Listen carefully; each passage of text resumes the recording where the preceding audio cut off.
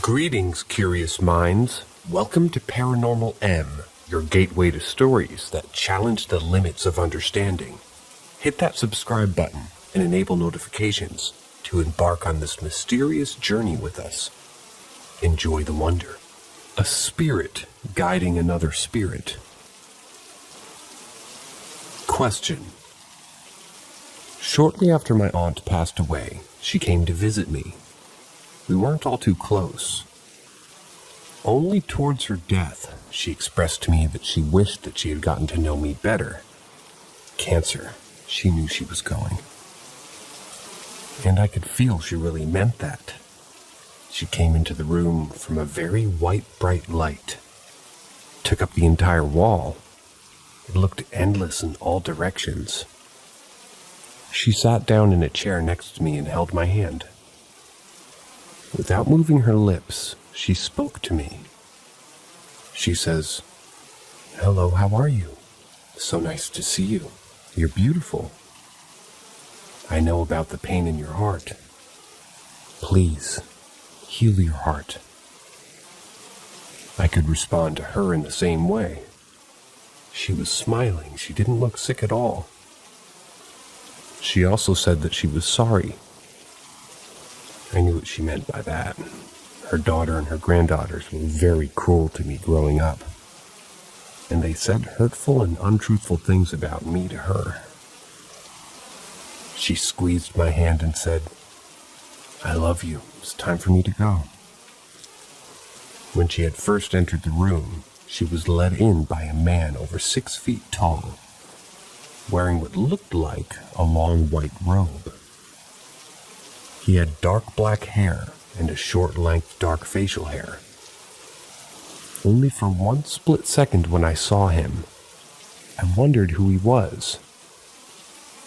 Towards the end of our conversation, I remember trying to think who he was. Then I knew I didn't know him. When she told me she had to go, it was like he was telling her it was time to go. She stood up. He held out his hand. They held hands and walked away together into the light. The light was there the entire conversation. So was he. A blessing to see my aunt, of course. To be allowed this. I know why she came to me this way. I think he was an angel. Maybe he was her angel. With most instances like this, it's all up to interpretation, person to person. If he was an angel, I think I know which angel it was. Does anyone have an idea who this man could be?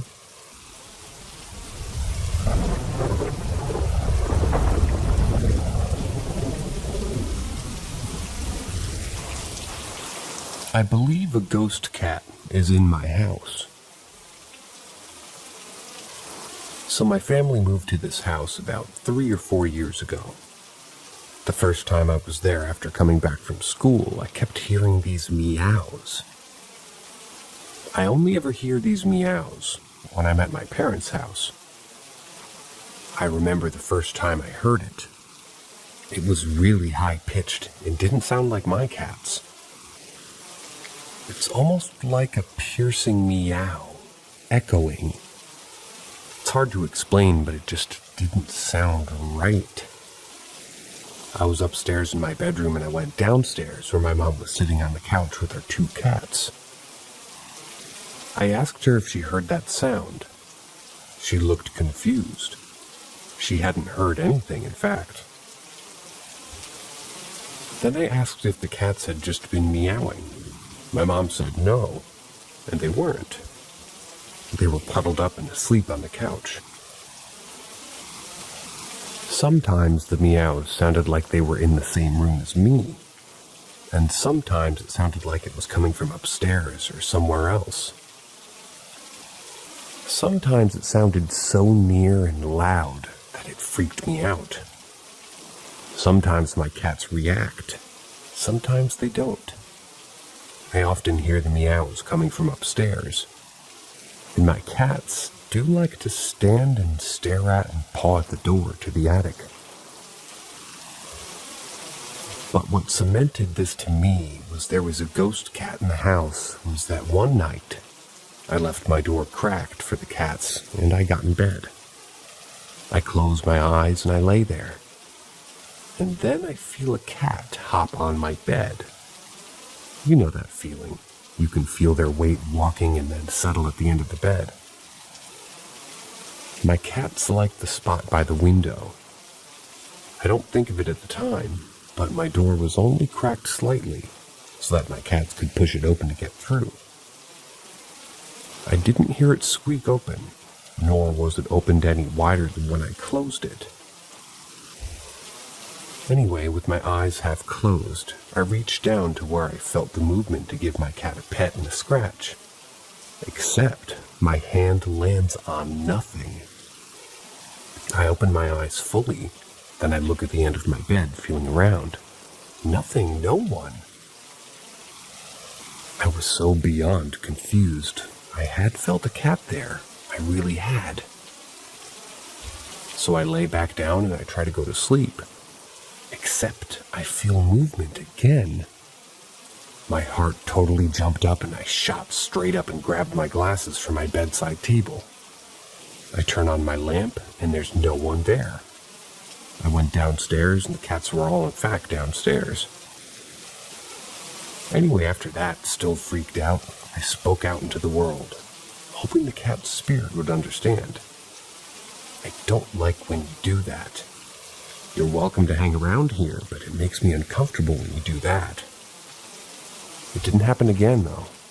But I still often hear those strange echoing meows. I've been beginning to see flashes of a black cat around my ankles.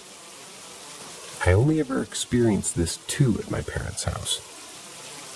I don't know if it's my eyes playing tricks on me, but sometimes I swear I look down and I see this random black cat near my feet, usually walking.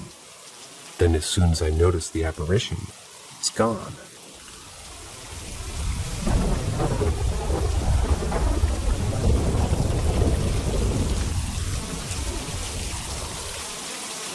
My shadow turned into something else.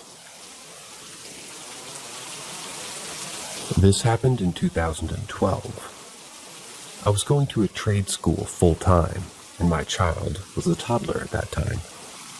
I lived with my mother, so it was just us three. We stayed in a duplex. The layout was weird. The two-car garage was in front of the front door, and the house was towards the back. The garage and house weren't attached. There was a space between the house and the garage. In that space, you could access my bedroom through a sliding door, which was technically my window. Then, next to my window and door, was my mother's room. She had a basic window. The door to access the garage was facing my bedroom window. That being said, it had a porch light that brightened up that space. However, due to a stalker of mine, long story, that light was busted, and my front door light was busted too. It took a while for them to be fixed. Wasn't really a priority for my landlord, otherwise known as my uncle. Now let's get to the story. One day I stayed pretty late after class to make up a few assignments. By the time I left, it was dark outside. I'd say around 7:30 to 8:30 p.m. I pulled into my driveway and noticed my mother's car wasn't there. I usually call her if it's dark outside and ask if she could open the door for me so I wouldn't be scared walking up to the door. That night, it was pitch black, and, well, I'm a pussy. I sucked it up and started walking to my door. I'm struggling to get the key in the lock because it's dark and my phone is deep in my purse. Finally, I turn the key and push the door open. My right foot enters first. Left foot is still on the porch. My right hand is feeling for the light switch so I can bring my entire body inside. This happened all too fast, but felt like forever. As I'm still struggling to find the light switch, I can see my shadow on the curtains in the living room. The street light behind me is shining into my house slightly. I'm freaking out and I'm intensely focused on my shadow when my heart sinks into my asshole. In that second, I see my shadow lift off of the curtain and take an actual form.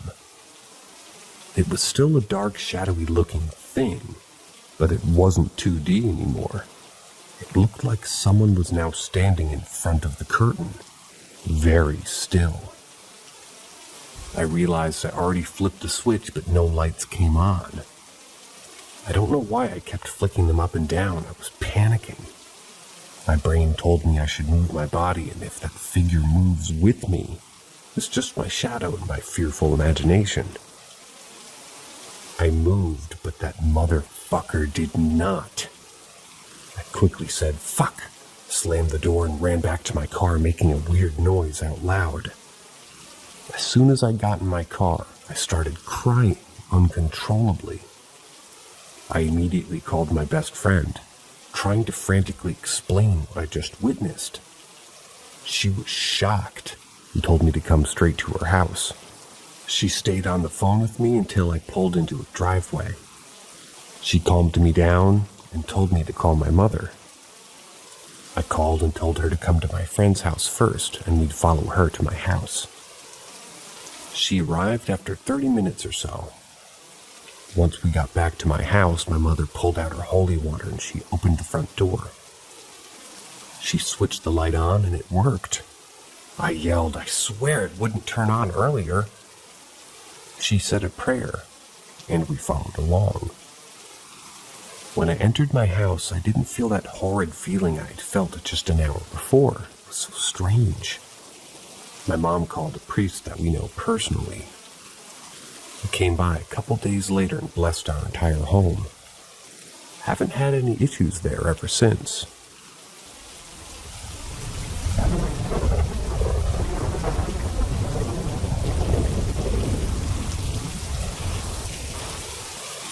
The first time I saw something.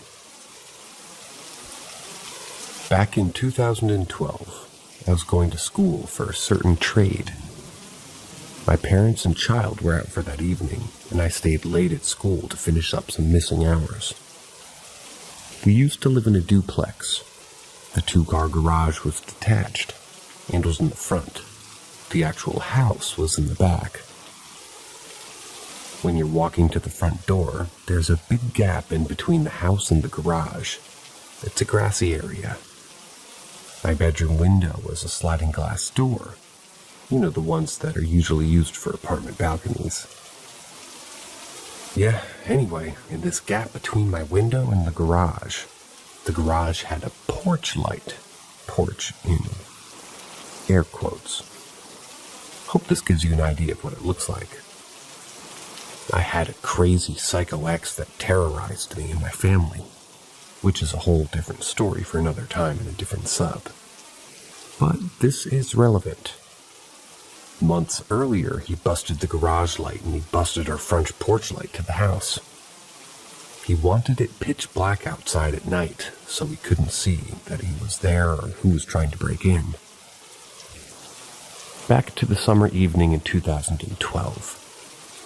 I came home and parked in the driveway. My parents' car wasn't there, so I figured that they were out getting ice cream with my child or something. I grabbed my phone and I start walking up to my house. I'm scared of the dark, so I have my phone light on to see where I'm going. As I put the key in, I noticed the street light shining on my door. It gave me a tiny bit of comfort knowing that it wasn't extremely pitch black. As the door unlocks, I push the door open and put my right foot inside with my left foot still on the welcome mat. Feeling for the light switch to turn on the light in the entryway. My house was completely dark, so I didn't want to step inside until there was a lot of light. As I'm doing this, I notice the street light shining in and I see the shadow on the living room curtains. I'm starting to panic because I'm flicking the light switch, but it's not turning on. It's only been 30 to 40 seconds max, and I'm feeling like 20 minutes have gone by. In that moment, I had this sudden burning urge to move my head and body to see if my shadow would move with me. I don't know why, I just needed validation that it was my own shadow. I'm swaying my head side to side in the most exaggerated way, and what the fuck do you know, it doesn't fucking move. Once I noticed it, that it wasn't moving with my motions, I saw this quote-unquote shadow go from a two-dimensional thing on my curtain to a four-dimensional body. It's like it lifted off the curtain, coming forward very slowly, and became a body of a person, a silhouette of a person, but it was black. The hairs on the back of my neck jumped the fuck off my body. I yelled a short, "Fuck no," and slammed the door and ran back to my car screaming like a bitch. Kinda just like I saw a big roach and scurried away. I was horrified. As soon as I got into the car, I bursted out in tears. I had this overwhelming feeling of fear. I called my best friend at the time, crying hysterically. She believed me instantly and told me to come over. As soon as I got there, I told her exactly how I'm telling you. I finally called my parents and told them what happened. They agreed to meet me at my friend's house, and they followed me back to the home, but this time with my friend in the car with me. My mom walks in first with her holy water ready.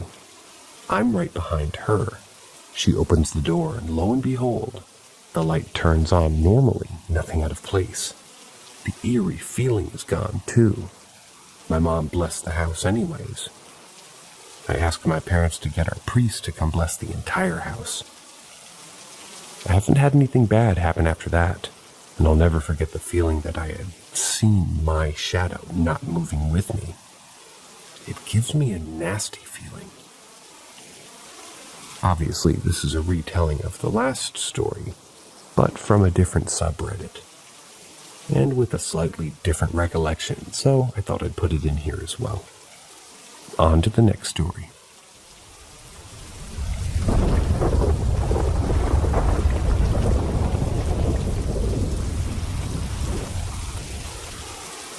My child saw me, but knew it wasn't me. Don't want to add a bunch of irrelevant stuff, but I want to give you all an idea of why things are the way they are. Our child is about to be 11. Our central air has been broken for a year now, so we have 2 window units. One big unit in the living room, and 1 unit upstairs in me and my husband's bedroom. My child doesn't sleep in their own room because unfortunately it's the hottest room in the house without AC. Haven't installed a unit in my child's room because their window opens sideways, and most units only fit windows that open up and down, which is only in my bedroom. With all that being said, on really hot evenings, we usually sleep downstairs because it's cooler. But now that school's back, I let my child sleep in our bed. Husband sleeps on the couch because he works nights. Easier to just plop down. And I sleep upstairs with my child because I'm pregnant and obviously need AC. The sleep setting in my bedroom. No night lights in the room at all. Just a tad bit of the echo show illuminating the room. Barely. You could literally still trip, stub your pinky toe, and fall to your death because it's pretty damn dark. This particular night, though, husband and I stayed downstairs watching movies and spending time. Our child is sound asleep upstairs in her bedroom. We are horrible night owls. It's 5 a.m. already and we're watching Halloween, the 2018 one, on the couch. 6 a.m. comes around and the alarm goes off to wake our child for school. Finally, our kiddo comes downstairs, and this is when we're told of the experience. I'll put it in quotes to have it come from their perspective. "Mommy, I saw you in the room last night." "What are you talking about?" Yeah, you were standing in the bedroom door, slumped over a bit with your legs apart and staring at me with a weird, freaky smile. I'm genuinely confused, but interested. It scared me so bad, but I thought you were just messing with me, like trying to scare me. So I said, Mommy, okay, you can stop, you're freaking me out, but you kept looking at me with that creepy smile and you never moved. Did I or it say anything? No. And it's weird because I knew it wasn't you, but I didn't want to move. I wanted to get up and turn on the light. I didn't want to look away, and it charge at me or something. I look at my husband and I say, I've read so many stories about this happening to people that I definitely believe it. Was this right now when you woke up or what? Oh no, it was around 1 a.m. because I saw the time on the Echo, and I thought it was 7 a.m. and that's when I saw it. You. It felt like it stared at me for 10 minutes if I could guess. And then all of a sudden it disappeared into thin air. But in a weird way, like black mist floating away right in front of me. Right before it dissolved, I made the sign of a cross and prayed for it to go away. Then it did. I was so scared. I didn't feel like it wanted to kill me or anything, but I was definitely scared.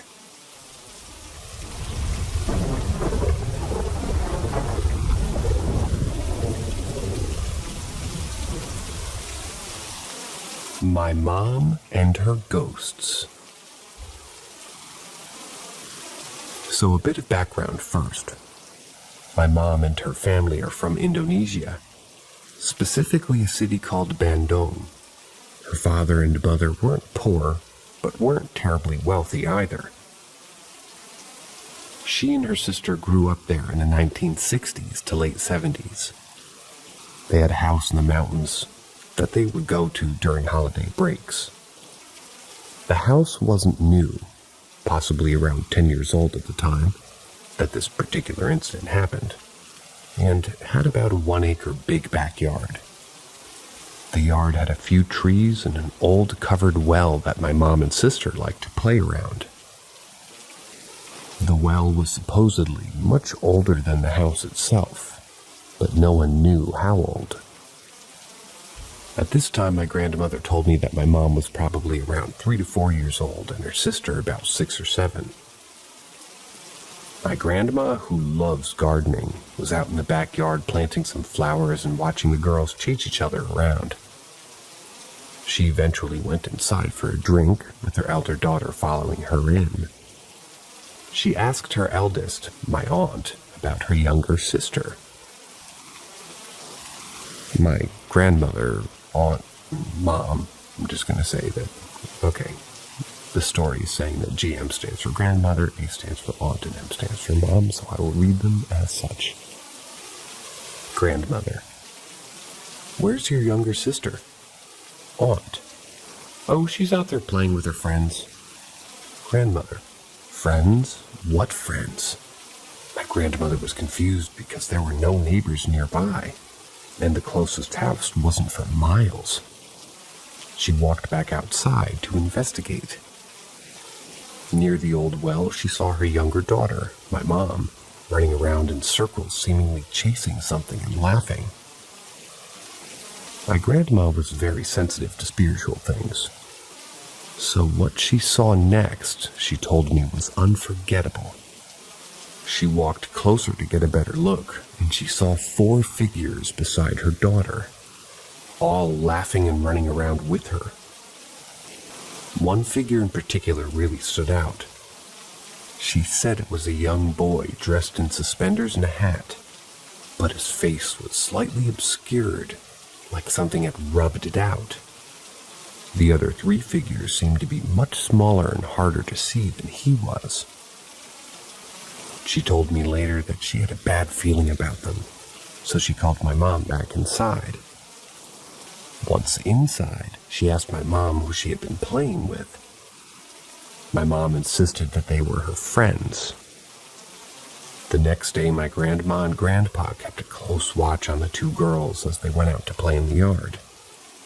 My grandma had asked the maid about the previous tenants who stayed on the property that afternoon, and the maid said that was 30 years before there was a family, and they had a young boy. The boy died after falling into this well. My grandma had been told before that they bought the house that the well was filled and covered, and it should be bolted into place. She had a very bad feeling when she saw my mom peel away from my sister toward the well. She grabbed her daughter and ran to the well, calling her husband after her. My grandpa grabbed the cover, and sure enough, it hadn't been bolted down, and the well was still hollow.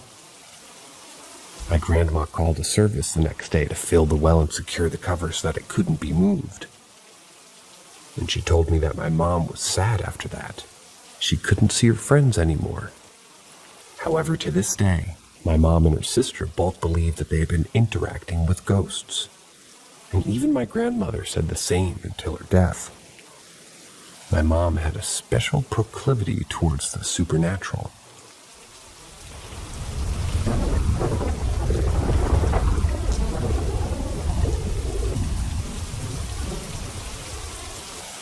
A new house has its own surprises. It was 1999, and my brother was about to turn 1 year old. I was 6 at the time, and my mom was looking for a new house to move into, since her family was growing. Her parents were moving in with us to take care of my brother, who was very sickly, and our current house was too small for everybody. My mom went to go meet with the realtor and see a house, while my dad was at work and I was at school. Brother was at daycare. The realtor took her to a beautiful stone and brick house in a pretty nice neighborhood. It had a big backyard with a beautiful landscape and lovely wooden and carpeted floors. It was a truly gorgeous house. Something about that house made my mom uneasy. She couldn't tell why, but being in the house felt like someone was watching her. She said that she got chills when she came upstairs to the bedroom. The realtor proudly showed her to a girl's bedroom decorated in lavender with a floor-length mirror on the closet door. My mom said that the moment that she saw that mirror, she froze on the spot. She called the realtor back. "Mom, I think I'm done here." Realtor, visibly confused. "Really? I thought you'd like this one. It's beautiful." My mom, "I'd like to leave. I really don't think I want this house." Realtor, "May I ask what turned you off to this house?" Mother, Has anyone died here?" The realtor shuffled through her notes on the history of the house. "No. At least I wasn't informed of anything like that happening here." Mom, "I think someone has committed suicide in this room. I can see someone in that mirror." Realtor, looking at the mirror, "I don't see anyone, but if it makes you feel better, we can move on to another house." My mom agreed and left the house. She described to me when I was much older that the figure she saw in the mirror was that of a teenage girl wearing a nightgown. She had tied herself up to the ceiling fan with a sheet. The realtor apparently got back to her the next week and told her that she did some digging about the family who lived there before.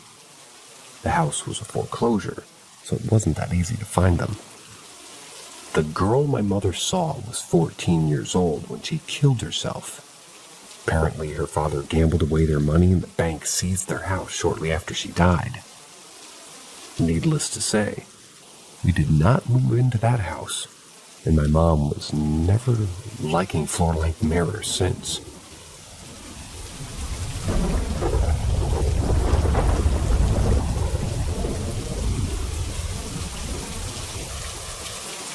Dennis the Menace.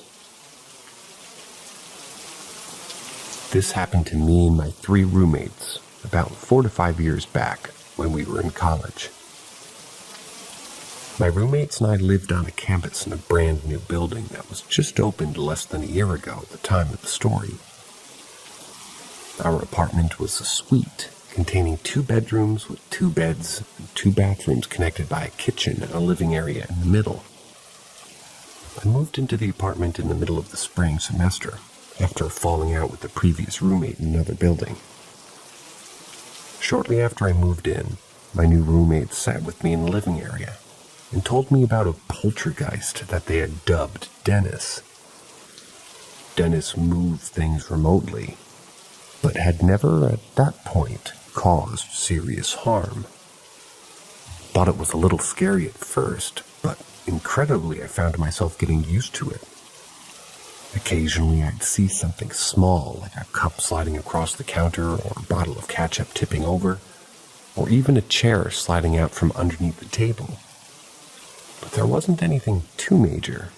That is, until the end of the second semester, when it seemed Dennis was becoming more and more active, and that it was targeting one of my roommates. One evening, close to finals week, I came home to my roommate, C, from here on. C was pale and shivering next to the stove. Dennis just tried to kill me. Was rather short, so she often needed help to get things from high shelves and cupboards in the kitchen. Whenever I was around, I'd help her because I'm pretty tall and I understand the plight of the vertically challenged, but she was alone this time.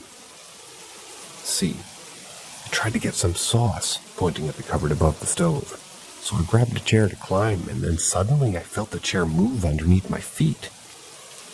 She spoke quickly and breathlessly, so I moved her to a seated position on the chair and tried to calm her down. Me. How did it move? Did it feel like it slipped or something? No. Felt like it was being pushed. It moved way faster, and if I'd slipped, I was lucky enough to jump down before it started moving too fast. I encouraged her to lay down on the couch until the other roommates were done with classes. She relayed the same story to them when they came home. We decided to simply watch out and text each other immediately after another incident happened. I moved out after that last semester due to my participation in my school's program, but kept in touch with the other roommates. I ended up still living in the same building, but on a different floor. When we came back for the new school year, I met up with her for lunch at the school's common area. We were sitting and waiting for our food when she told me the latest update in the Dennis saga. This is her. I was the first one back before the semester started. I was moving my stuff in, and I'd gotten some holy water that my mom gave me from the church. Her mom was a super religious person. I put the water in a cup on the coffee table, and I was moving my stuff back into my bedroom when it happened. There was a loud noise like something was shaking. It was so strange because I couldn't feel it in my room. But when I came to the living room, it looked like an earthquake was happening. I grabbed as many electronics and fragile items as I could and stuffed them into my bedroom. Me. Did it stop? Her. No. Not until I said the prayer that the priest told me to say. I think that bringing the holy water really upset Dennis. We all wondered who or what was haunting this apartment, and why. There were 2 prevailing theories. One was before the building was erected, there were a series of old auction houses that were selling slaves during the Civil War era. We suspected that the poltergeist might have been a result of a spirit of a slave, but there wasn't much credence behind this theory. The second theory was one that I personally believed due to the fact that plenty of other school buildings around us were haunted in the same way. My school consisted of 2 campuses, the medical school campus and the general education campus. However, the medical school campus was much older than the general campus and used to be surrounded by hospitals run by the university. Less than 1 block away from where my apartment now stands was an old mental institution. That building was turned into housing for the honors college students. One of my friends who lived there described a similar, although slightly more intense haunting as the one that happened to my roommates and me. We learned later that most of the buildings on the block were used as part of the mental institution itself. Things seemed to calm down after that incident, and she kept the holy water around just in case. We never knew for sure what happened to Dennis, but he really was a menace.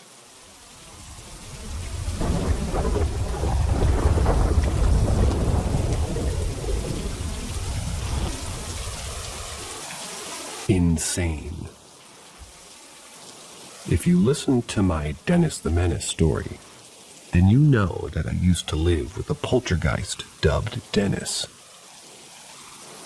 Well, this is about a friend of mine and a response to my story. My friend, Kay, from here on, lived in the Honors College half of about a block away from my building. The Honors College was a repurposed building that used to be part of a hospital that surrounded my university. Kay told me that the Honors College was a much more traditional college dorm-style building than my building, and that students lived in rooms rather than suites, consisting of a single bed, and the bathrooms and other facilities were communal. They all shared a laundry room that was located in the basement level of that building. The Honors College was part of the hospital wing that contained mentally ill patients, and this fact was reinforced by the presence of small rooms sealed shut by heavy steel doors that were painted the same cold shade of white as the rest of the hall. The rooms were mostly located in the basement, the first levels of the building. Most of the doors were cemented shut and heavily painted over, as if the building were trying to ignore its past. Kate told me that on full moon nights, she tried to find other places outside of the building to sleep, because as she lived alone in her room on the first floor, she could hear screaming, banging, and scratching echoing from down the hall. One night close to midterms, she was taking her laundry down to the basement. While she was down there, she could hear a faint sound over the rumble of the washing machine. It sounded like a voice calling for someone. Curiosity was getting the better of her. She stopped the machine early and listened to make sure the voice wasn't calling for her. Well, it wasn't, but it was saying something else. "Let me out, I'm not crazy." Over and over, reverberated over the halls. It got louder and louder and was accompanied by the sound of items crashing on the ground. The walls felt like they were shaking, and then came a cacophony of other voices that seemed to come from the sealed rooms. She nearly crapped her pants. She abandoned her wet clothes and sped out of the building. She showed up in the lobby of my apartment and asked if she could stay with me and my roommate. I was surprised because she looked like something was chasing her. "What's wrong?" I asked, trying to get her to calm down. "You know how you said you had a ghost in your old apartment?" she asked, still heaving. I had already moved out by then. "Yeah," I said. "Well, have I got a story for you."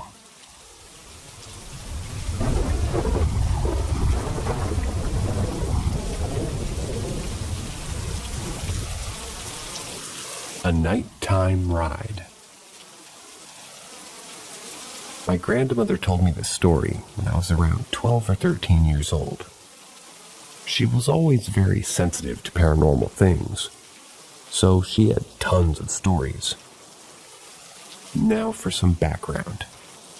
If you haven't seen my previous stories, my mom's parents and my mom are all Indonesian.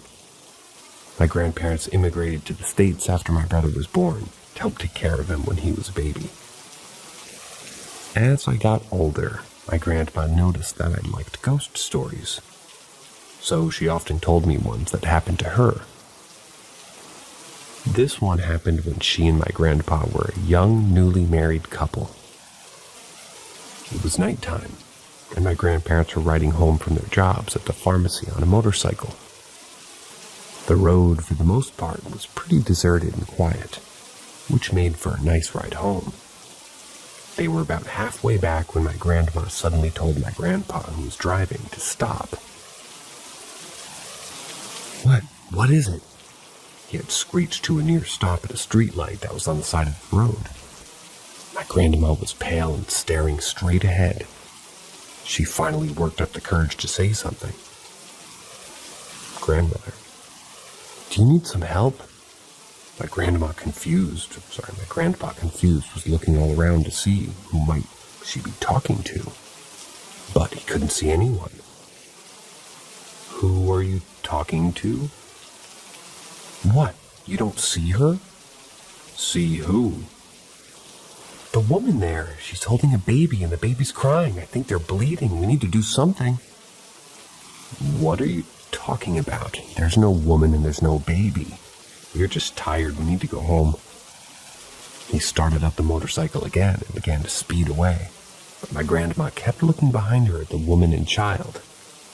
My grandpa insisted that she was seeing things due to her exhaustion from work, but she was convinced otherwise.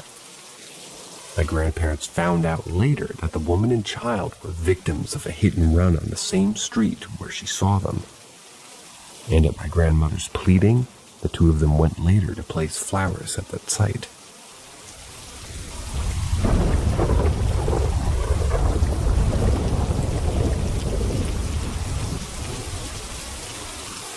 A visitor in the night. When I was 12 or 13 years old, I played the piano, and I was a regular on the concert circuit in my hometown. I had recitals about twice a year, and it was close to the time of my Christmas recital concert in late December. My grandpa was very ill in the hospital. It was found that he had colon cancer a few days before, and he was in treatment. We didn't know how advanced the cancer had been at the time. I came with my whole family, mom, dad, younger sister, grandma, and brother, to visit him in the hospital. But I won't talk too much about the visit here, since it's still painful to talk about. We went home that evening, feeling pretty good about everything and optimistic that my grandpa would get better and come home. But something happened that night. It was 3 a.m. and the doorbell rang, along with a knocking sound at the door. My dad went downstairs to see who the heck would visit at 3 in the morning. I don't remember much being a sleep-deprived preteen, but my mom described to me what happened after I was fully awake. My dad looked around the front porch to see who might have rung the bell, and after being unsuccessful, he closed the door and bolted it, complaining about ding-dong ditchers. My mom said that she saw the apparition of her father ascend the stairs and enter his room at the top of the stairs. My grandma, who had been asleep, also said that she could see him enter their bedroom, and later my parents' room. My mom was acting very strangely for the rest of that day. For context, my mom is usually pretty lax about most things, and she prefers doing things like sewing and reading and knitting to sitting around and watching television. Her father, however, was a very severe person who always enjoyed working with his hands, repairing things and tinkering with electronics. But his favorite thing to do was watching action shows like Walker, Texas Ranger, or MacGyver, which my mom usually disliked. That day, my mom was sitting around watching my grandpa's favorite shows and talking to her mom in a strange manner. They usually used Bahasa Indonesian to talk to each other. My grandma told me that she was asking her things that she would have no idea about, or things that only she and my grandpa talked about. My grandma, concerned, asked if my mom was feeling okay. But all my mom could say was she felt as if her brain was not her own. My dad even suggested that she go to bed early when she complained of a massive headache later that evening. She said she had a very strange dream, as if her father was leaving her, and she couldn't sleep any longer. She tried to call the hospital as soon as she woke up. She found out that her father was dead.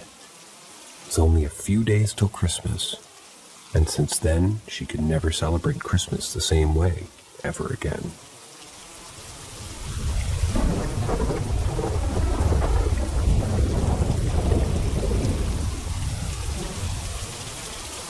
A shadow of himself.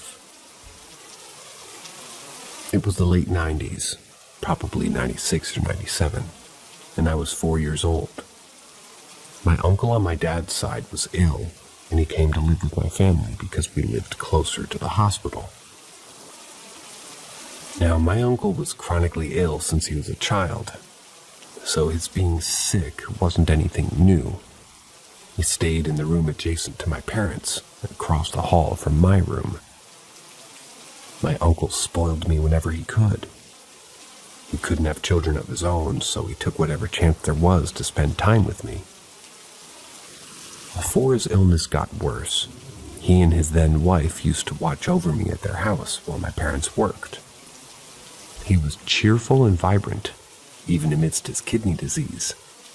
So much so that my dad used to joke that he was the more attractive brother. But back then, in about 1996, he was slowly wasting away. He used to watch television in the living room until my mom came home, but after a while he could barely get out of bed. Eventually, he passed in 1997 of kidney cancer.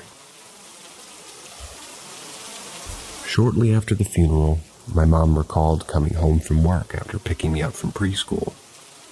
She saw the garage door was open, but no cars were in the garage. She assumed maybe my dad was home, or maybe he forgot to close it. But no. She walked inside the house, leaving me outside with the car running just in case someone was inside. But not before alerting her next-door neighbor to watch me. What she saw next was shocking. In the living room, the television was on and flipping through channels, as if someone was finding something to watch. The previously locked guest bedroom that my uncle was staying in was wide open, as was my bedroom door. She then saw what appeared to be my uncle sitting on a couch in the living room. "What are you doing here?" she asked the apparition cautiously. The figure turned around, and for a split second, she could see my uncle, his face twisted into a shocked and puzzled expression that mirrored her own. But shortly after, he vanished. My mom hurried back out of the house to where I was with the neighbor. She thanked her and stuffed me back into my seat, drove me to my cousin's house who lived nearby, and called my dad. "I just saw your brother," she said breathlessly when he answered. "I was told that my parents and grandparents ordered a priest to come to our house to exorcise a spirit that Sunday, while I stayed with my cousin and his wife. The priest told my mom that since the spirit was of my uncle, a normally mild-mannered and kind man, that the spirit wasn't malevolent. I don't remember much of what happened after that, but I do have a small memory of him coming back to visit me in my dreams."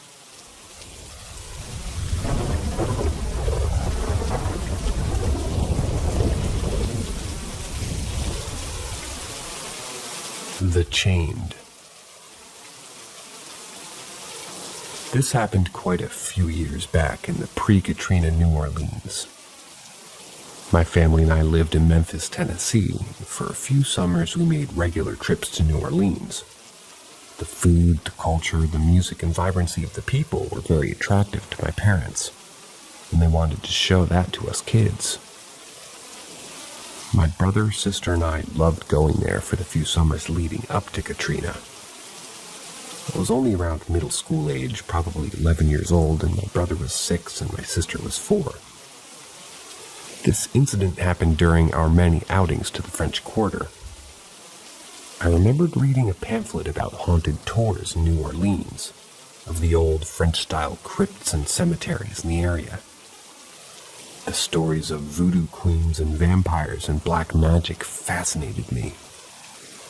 These things were running through my head as we walked along the road leading up to Bourbon Street, with my brother following me closely. My brother was and is a reserved kid. He never really let it be known when he was bothered and tended to bottle up his emotions until he exploded, even when he was a child. So his sudden grabbing of my hand as we made it to the intersection was slightly shocking, to say the least. "What's wrong?" I said, looking at him with concern. He was pale and shaking like a leaf, his big round eyes focused straight ahead. "I heard someone," he said. Normally, hearing someone in the middle of a busy city like New Orleans would be nothing of concern, but at this time, the street was misty, quiet, and still. There was no one as far as anyone could see, save for the tiny Pomeranians that were yapping at the window in the nearby townhouse. I looked across the street at the sprawling, ancient-looking cemetery with its cold, white mausoleum and grim-looking angels that presided over the dead. "What do you think it was?" I asked. "I heard something heavy, like chains were being dragged, and I heard a voice that sounded like an old man. He was saying something, but I don't know." Next thing I knew, I saw a bony white hand reaching over my shoulder. I felt like if I looked back at whoever or whatever that was, that they'd get me, he said in a strangled voice. He squeezed my hand so tightly that my fingers felt like they would lose circulation. "Don't worry, you'll be okay." I honestly had no idea what else I could say to him besides that. I ushered him to walk ahead of me as I pulled my mom back to explain to her what happened. She didn't say anything to my dad or my sister, and instead took my brother and positioned him at the front. My brother was quiet for the rest of the day, his face pale, and his lips were drawn tight. My best guess as to what he heard or saw would be one of those ghosts who haunted the quarter. But as to the specter's identity, I had no idea.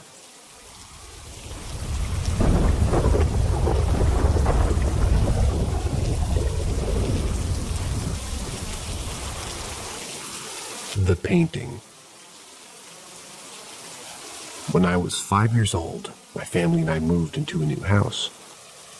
My dad wanted to buy some paintings to decorate our new home. There was one painting that he bought at an antique shop that hung just over the stairs. It was of a girl with dark curls dressed in linen robes. She was standing against what appeared to be a metal door, holding a spear in both hands behind her back. Her brow was low and heavy, and her feet bare, and her posture was stiff. Immediately, I sensed a weird air about this painting. About a month after the painting was hung above the stairs, I saw something cross her face, like a shadow. Her normally expressionless visage was now smirking. An evil-looking half-grin appeared across her lips. And maybe it was just me, but I swore I saw her hands tighten on the spear behind her back. Frightened, I ran as quickly as I could up the stairs into my bedroom, where I hid underneath the covers for almost an hour. A little while later, I peeked out from behind my bedroom door at the painting at the end of the hall, making sure that she was still smiling. This time I saw her dark eyes meet mine. I yelped and slammed the door shut and didn't come out for the rest of the day. That night, I dreamt about her. The dream was so vivid and real that I remember it to this day. In my dream, I saw the painting, but this time she was gone. All that was visible beyond the frame was the bronze-colored door that was behind her. I could distinctly smell the sort of acrid scent of paint thinner, though I had no idea what that smell was at the time, only that it was sour acidic, that kind of scent. I looked all around for my parents, my grandparents, anybody at all. I ran into my grandparents' room where my brother's crib was. No one was there. Couldn't find my parents either. I was alone. When I left my parents' room, there she was, standing in front of my bedroom door, spear pointed in front of her. her dark face twisted into an expression of rage when she turned toward me as she ran at full speed down the hall. Her spear flew through the air and lodged itself into the wooden door of my parents' bedroom. Terrified, I ducked underneath her legs and ran as fast as I could outside. And though my terror, I just heard her scream something and I woke up. The next morning after my nightmare, I decided I'd tell my dad that I didn't like that painting. Fortunately, he didn't take me seriously. My dad had an odd fascination with the girl in the painting. My mom even admitted later that she didn't like her either, that she had an evil air about her. But no matter how much she tried to convince him to get rid of it, he refused. My dad would make comments like, "She's beautiful, isn't she?" And no matter where we moved, he always took her with him. For years after, he'd call me crazy for not seeing her beauty, or paranoid for thinking a painting was evil. But I held fast to my belief. The last time I saw her was in my parents' attic. She was much smaller than I remembered. Her expression was dark as ever, but her face looked different than before. She now wears a poker face, her eyes unreadable, and her mouth is in a tight, straight line. The evil air about her is diminished, but is still very much there. I turned her painting around so she'd face lying down as I left the attic.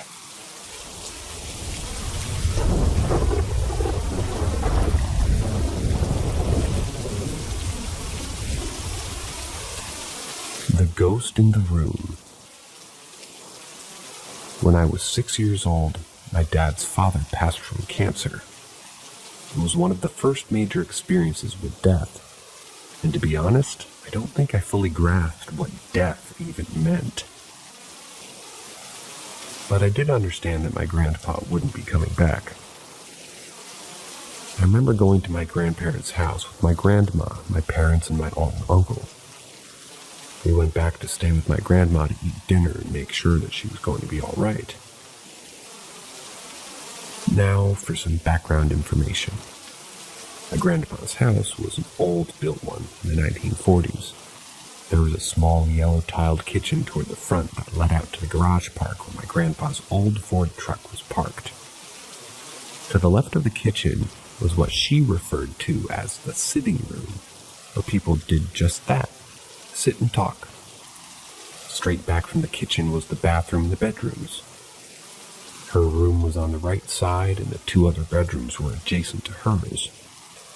Those were my dad, his brother, and sister's rooms. I sat on one of the rusty orange vinyl chairs with my parents and aunt, listening to them talk. My mom was holding my infant brother who was asleep in her arms, and my aunt was cooing over him. I got so bored of it all that I slid out my chair and slinked off to the bedrooms to find my grandma. I saw her sitting in her room, staring blankly at the floor and looking lost. She had suffered the loss of her son a few years before, and now her husband, both to cancer. My grandma was a vibrant, cheery, and vivacious woman. Everyone knew her to be very gregarious and charitable. She was the type of person who'd give the clothes off of her own back if somebody needed them. But those who needed the most help often asked for none of it themselves. I tried to get her attention, not sure of what to do or why she was acting that way. I was only 6 after all. But I don't clearly remember exactly what happened next. All I do remember was that eventually I left the room.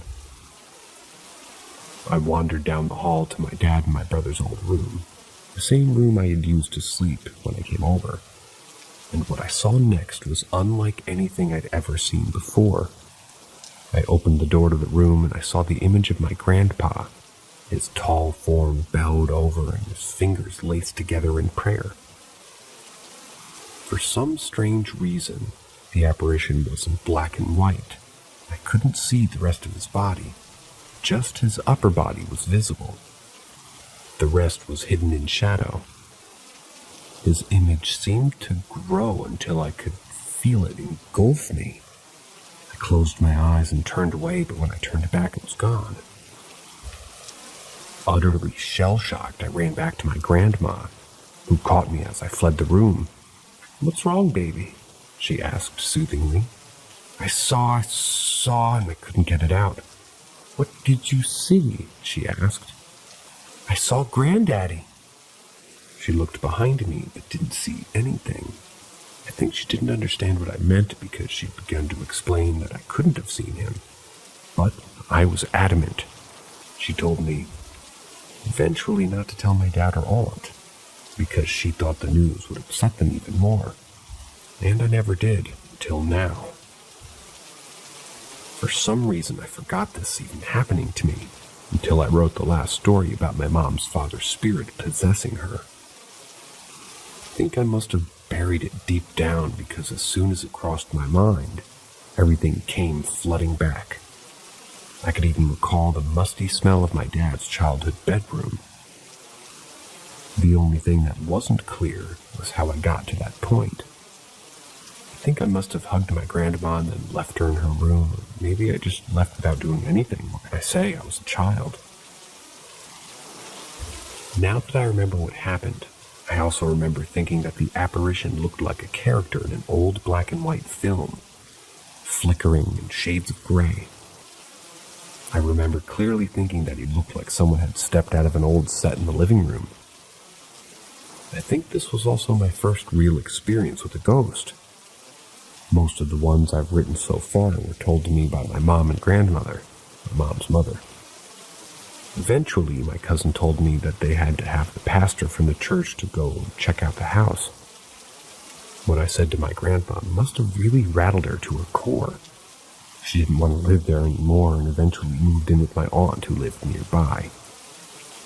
She was never the same after that, and never could talk about it to anyone else. So, I will never know.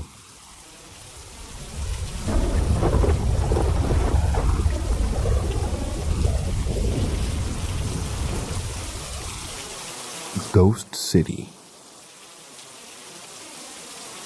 I'm not sure if this is allowed here because it's a place that's seen a lot of paranormal activity rather than a single occurrence. In fact, it is deeply rooted in the ancient religion as a result of its perceived connection with the afterlife. I lived in Chongqing, China, up until about a year or 2 years ago.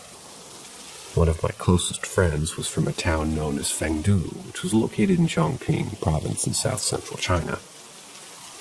She told me that Fengdu was also known as Ghost City throughout mainland China, because it was believed to be the entrance to the afterlife. She told me that the name Ghost City was ascribed to Fengdu in the Eastern Han Dynasty several thousand years ago, when 2 imperial officials came to Ming Mountain, central to Fengdu, to practice Taoist teachings. Their surnames Yin and Wang combined meant King of Hell, and later a temple was erected in their honor, depicting life in the underworld. She told me that it's believed that the dead go to the afterlife through a series of 3 tests.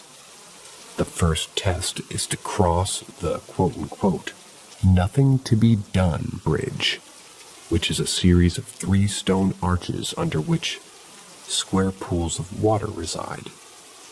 The virtuous souls will be able to cross without any issue, while the villainous souls will fall into the pools. The second test is to face King Yama, aka the King of Hell in the afterlife, for judgment. At the temple, the passage is known as the Ghost Torturing Pass, and it's decorated with sculptures of ferocious demons and the horribly mutilated bodies of evil souls. The last test is known as the Tianzi Palace. Tianzi means child of heaven. The soul must stand upon a special stone using only 1 foot for 3 minutes. If the soul is righteous and pure, they may enter paradise without issue, but an evil soul will be struck down and sent immediately to hell. At the very end of the 3 passages, there is what's called Last Glance at Home. This is a tower where souls consigned to hell may say farewell to their living family. My friends told me that it can be somewhat gimmicky, but the place actually is believed to be populated by ghosts. Decorated throughout this 2,000-year-old temple are depictions of torture, where people are shown being hung upside down and beaten, black and blue. Coffins are hung from the sides of cliffs as part of an old tradition, and dismembered body parts are pictured in reliefs around the temple walls. Many of the locals also regularly report paranormal activity happening in and around the temple grounds. For example, it's not uncommon for one to see a dead loved one there, and poltergeists happen very often within the temple walls. The entire city really leans into the nickname of Ghost City, and its most popular visit during Halloween. In King Ming Festival, which is a time where the spirits of loved ones are believed to return to the world of the living to see their families. Not much unlike the Day of the Dead in Mexico. Despite not having visited there myself, my friend told me that the people were visiting for the first time that Fengdu can have a haunted air about it. Giant statues of King Yama and the demons don't help much to alleviate the tension. She also added that the locals love to decorate the area with skeletons doing daily tasks such as cleaning, cooking, playing mahjong, etc. to make it seem more fun.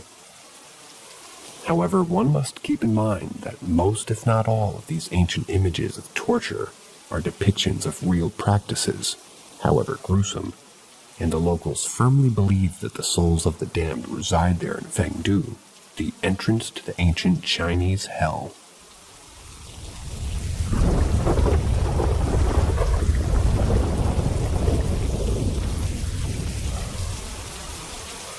Monkeys and black magic. Not quite a ghost story, but I'm pretty sure this counts as something paranormal, and if not, it's still extremely creepy.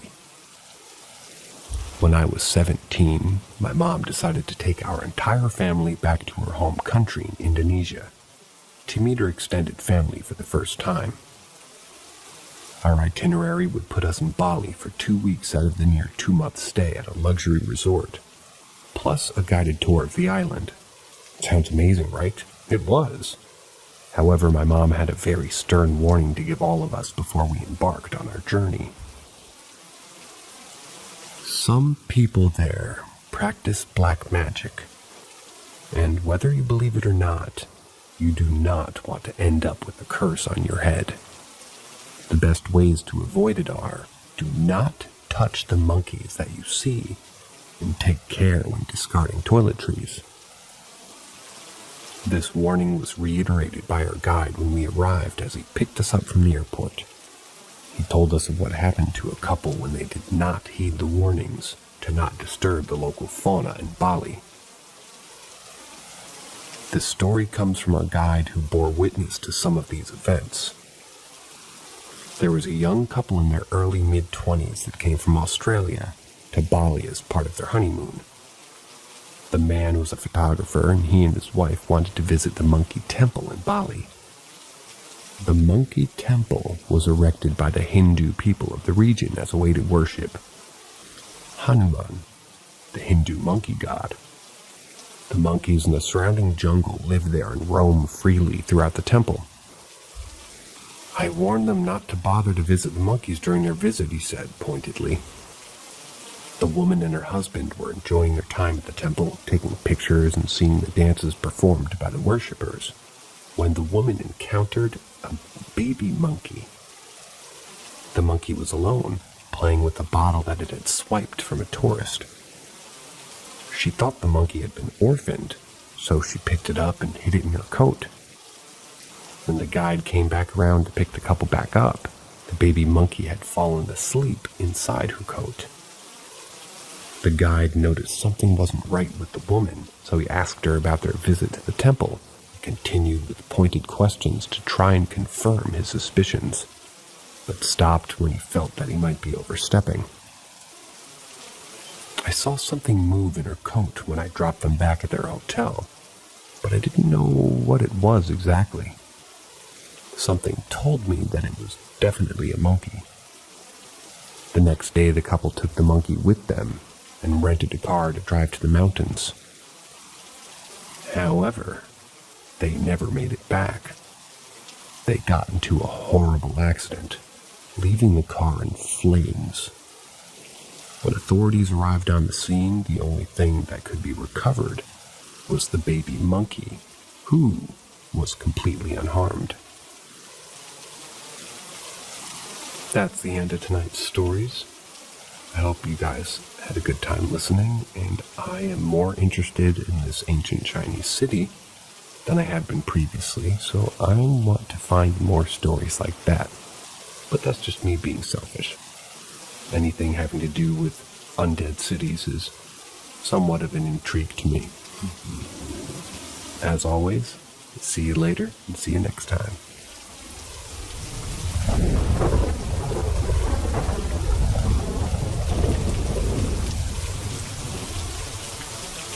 Unveil the extraordinary with us at Paranormal M.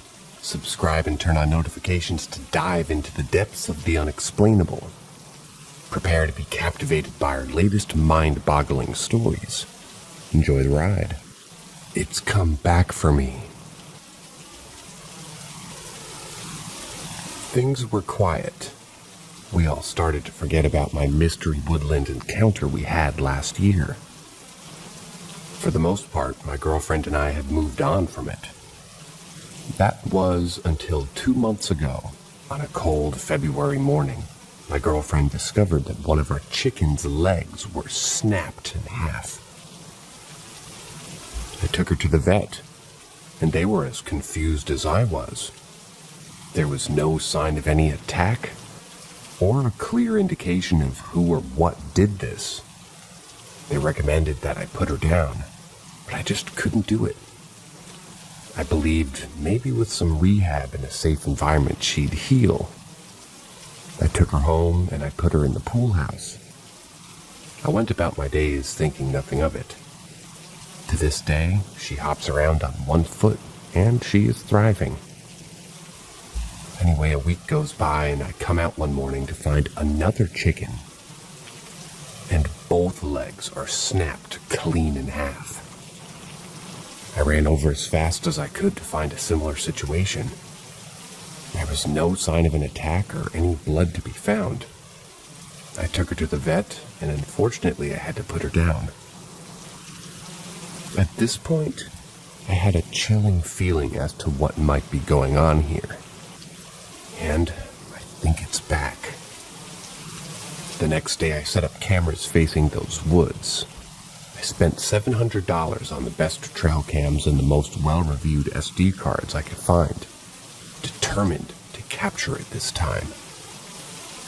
I made a rule that I'd check them every day, twice a day, as to not miss anything at all. Every time I'd find nothing, just some cats and my chickens doing animal stuff. Since we found the first chicken, I haven't been able to sleep. I've had night terrors, nightmares, and sleep paralysis almost every night. I kept having a dream about the woods. Something chasing me, something attacking me, or getting lost in there. I'm constantly on edge, and it seems like every noise makes me jump. Yesterday morning, I went to check the cameras. They're gone. They're fucking gone. Poof. I was baffled and in utter disbelief. I hid these cameras so well, not even my girlfriend could find them, and yet, they're gone. I searched everywhere for these things. Every inch of my yard, every nook and cranny of the house and pool house. No trace of them. Angry, confused, and upset, I put on my boots, a thick jacket, and headed into the woods, determined to figure out what this thing was and what it wanted with me. Remember, now those woods are dense and thick. Everything is overgrown and muddy, or so I thought. I pushed my way through the vines and bushes, around trees and stumps, and I stumbled upon something I wish I never found. A clearing. I stopped for a moment to try to understand what I'm looking at. I wish I could share a Google satellite view to prove that this clearing can't possibly exist. But then it dawned on me. Where the hell am I? How long have I been walking? Did I go the wrong way? Oh shit, am I lost? Amongst all my confusion, something catches my eye. It's one of my fucking trail cameras smashed on the ground. How the hell did this end up here? It was at this time I realized it was absolutely silent all around me. I mean, I could hear my own heart beating. Reality set in, and I had the immediate urge to run as fast as I could in the opposite direction. This is where I'm at a complete loss. I took what I thought was maybe 100 steps through some dense vines and brush, and there I was, at the back of my property. It felt like it took a minute or two of scrambling through the thick overgrowth, and I was back. Still, absolutely panicking, I continued onward until I reached the back door. I bolted the door and locked myself in the bedroom.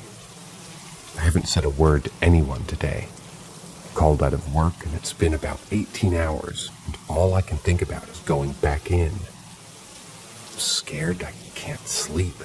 I know it's watching me through my bedroom window.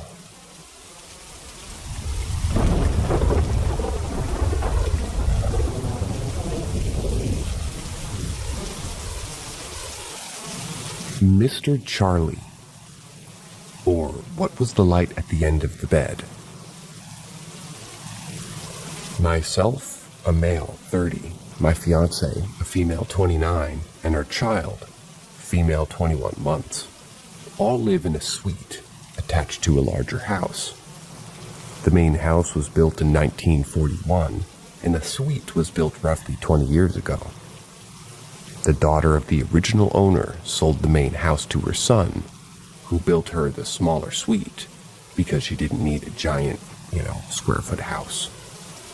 She passed away roughly 15 years ago, and the son sold the property and moved to the beach.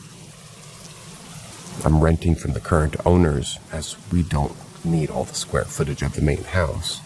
We're only residing in that suite. The main house is empty. Aside from the normal creaks and groans of an 80-year-old house, there's nothing particularly interesting or strange about the main building. We've lived in the suite for about a year with no issues, and the main house has been empty this whole time.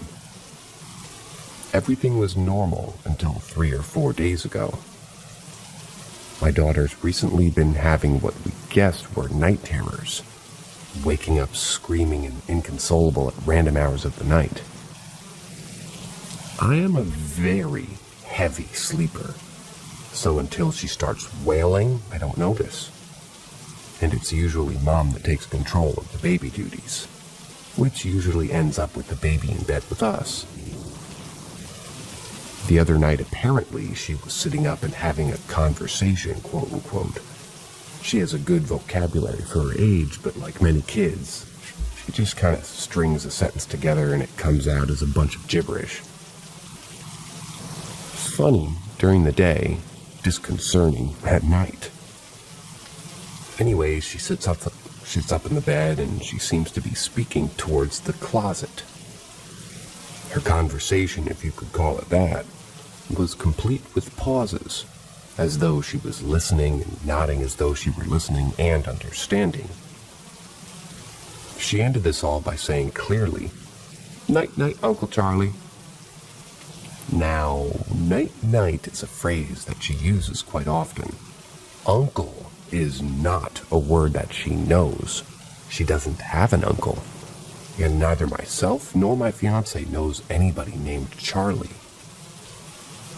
This story was relayed to me the next morning. We were more puzzled than anything. We are both skeptical but mildly open-minded. Trying to figure out who Charlie could be, my fiancé says that the only Charlie she knows is her Uncle Charlie, who died when she was a baby, and who I had never even heard about. Doesn't seem likely that my daughter would be talking about him. A strange idea occurred to me. The former resident of the house, the grandson of the original owner, goes by Chuck. I did some research and got a kind of uneasy feeling when I discovered his father's name was Charles. His father, who passed away in 1989. Death certificate said DOA at hospital, dead on arrival, for those who don't know that. So in theory, I guess he could have died in the house. I'm still hesitant to put these things together, but I do think it's awfully coincidental that my child is talking to Uncle Charlie, and the deceased for mere residence just happens to be named Charles. Then last night happened. The kid has been very hard to put to bed lately. She used to love going to sleep, but recently she's been fighting every step of the way. The only thing that's helped is one of us sitting by her bed and staying there until she's asleep. Not strange, I guess. Kids are weird. Last night it was determined that I should perform this ritual. Once she was asleep, and it did take a while, my wife told me that something strange had happened, and she had recorded some video from the baby monitor. What she showed me has got me a little bit freaked out. I was in the room with no lights on. There are absolutely no light sources other than a carbon monoxide detector, which blinks with barely visible light once maybe every 30 seconds, if not longer. The baby monitor, of course, uses night vision so you can see things, but they're all washed out with no color. The kid's blanket is bunched up at the bottom of the crib, away from her, and myself, in the corner of the camera view. In that same corner as I'm trying to get her to sleep is a flashing light. It happens several times in less than a 30-second clip, and it doesn't seem especially regular. It just looks like an innocuous circle of light. Except there's no obvious source. We watched the baby monitor immediately after, and there's no light. We watched it this morning. No light. The crib hasn't moved. We haven't changed anything in the room. Everything is the same as it has been for a year. Except for this weird little light on the side of the crib closest to the closet. Anyway, I apologize for the long post. We're just at a loss. She's convinced that it's Charles. I'm staying nervously skeptical for the time being.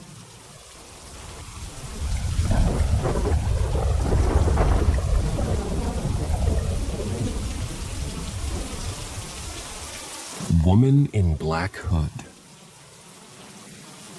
So I've been haunted before by a little girl in a white nightie, who, when she would visit me in the night, she was as clear as day, and I would wake up in bruises with black eyes. My ex also saw her standing over us in the bed one night. I'd never told her about the girl because I knew that she wouldn't come around, and she described her exactly. Skip forward a decade, and I've been fine since getting rid of the attached object. I woke up tonight, however, to see a figure in my room, about a quarter of the way across my room. A young woman in a very light blue sundress, and a black hooded cape. The hood was up, covering the upper half of her face, and she was staring right at me. Shrouded in shadow, I flinch because the active mind of a sleeper has played tricks on me before, and I move to a different position. I try to just allow my eyes to realize that it's just the darkness playing tricks on them. The figure didn't disappear. They took a visible step back and continued to watch me instead, only disappearing when I finally got the lamp on next to me. They could have come closer in that time, but didn't. It seemed as though they were caught off guard by me waking up. There were no clothes hung on the door, or anything there to take that shape. And having been visited before, I know that feeling. My toilet's in that direction, and as I reluctantly walked through the spot she was in, my whole body shivered, and my hairs stood up on end. I think she was still there, and I walked through her.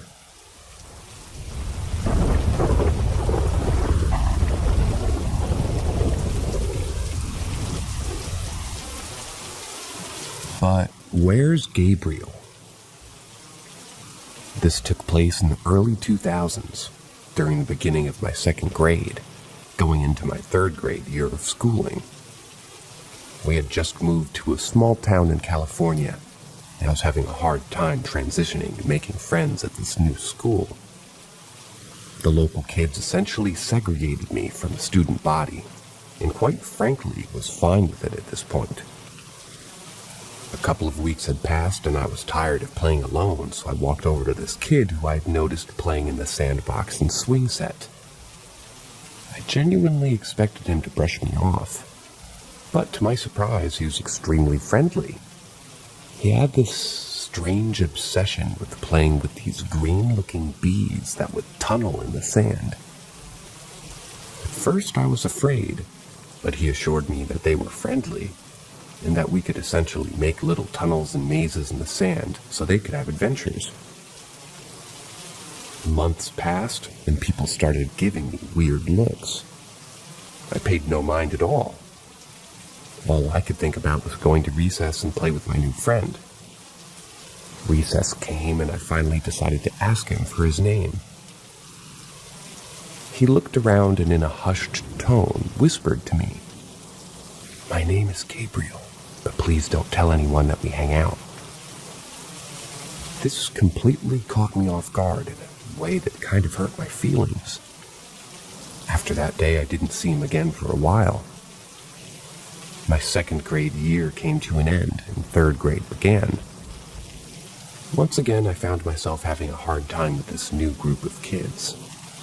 It got to the point where I was done trying to make friends. Recess couldn't come fast enough. I walk out of class and boom, I see Gabriel in the sandbox, so I ran up to him. He didn't look surprised at all. He just waved me over and we started playing again. Weeks go by, and we're in the middle of playing with the bees as usual, when we noticed an office aide making their way towards us. Gabriel looked panicked and told me, "Act like I don't exist." Once again, catching me off guard. I get brought to the office for a meeting involving my principal, my mother, and both my second and third grade teacher. I was concerned until my mother asked me, "Who are you talking to during recess?" The question confused me, but I answered anyway. I told her I was playing with my friend Gabriel. She had a concerned look on her face and looked back at my principal, who looked pale for some strange reason. My principal asked me the same question, to which I replied with the same answer. Now both teachers and the principal look worried. They asked me to not go back to the sandbox anymore, and that I couldn't play with Gabriel anymore either. This struck me to my core.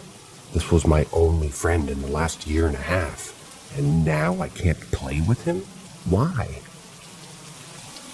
Well, I listened, and a few years later I decided to ask my mom about that conference that we had. She was shocked that I remembered it at all. So she explained everything. Apparently almost 10 years prior, a little boy named Gabriel had passed away after getting stung by a bee in the sandbox. He was actually severely allergic to bees. The teachers knew I had a hard time making friends, so I guess they'd watch me during recess and noticed I'd be talking to myself during recess. It got to the point that they were concerned enough to finally figure out what I was doing. Long story short, I was playing with a kid who had passed away. This bothered the principal so much they renovated the sandbox and I never saw him again. Normally I'd be spooked by something of this nature, but in this case I only find myself grateful for him and the memories. Shout out to my spooky friend Gabriel for reaching his hand out when I felt so alone. Rest in peace, Gabriel.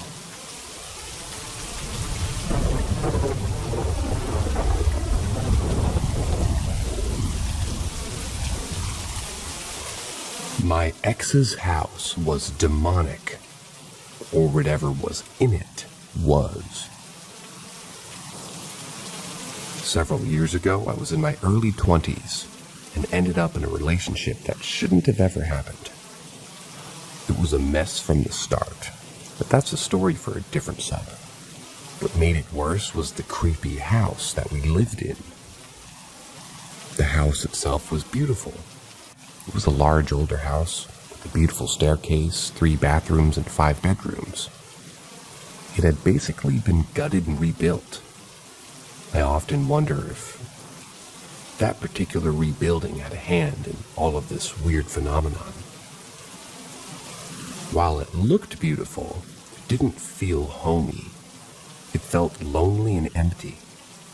Initially, I chalked this up to its size and need for more homey decor.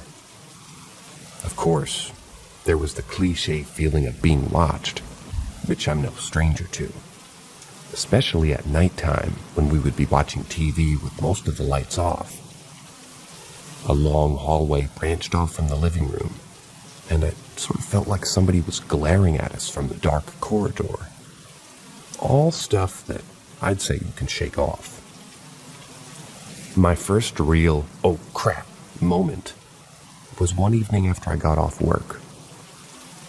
He texted me to let me know that he'd be working a bit later and to go ahead to the house and let myself in just to freshen up. This house had an amazing bathroom with a jacuzzi tub on the lower level, so I jumped at the chance to get in and relax. After filling the tub up with nearly melt your skin off hot water, I laid back with my eyes closed. This euphoric moment was interrupted when I heard the front door down the hall slam. I could hear what sounded like heavy boots shuffling around before they started stomping down the hallway.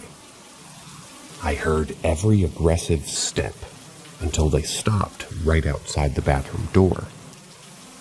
I knew he was home, must be in a bad mood, and was ready for what could be, a crappy evening. Several seconds passed, but he never entered or said anything. I also never heard him walk away. After a good minute or two, I called out his name with no response. I had talked to him about my feelings about the house, and he had admitted that he felt the same, and had had some freaky experiences since living there.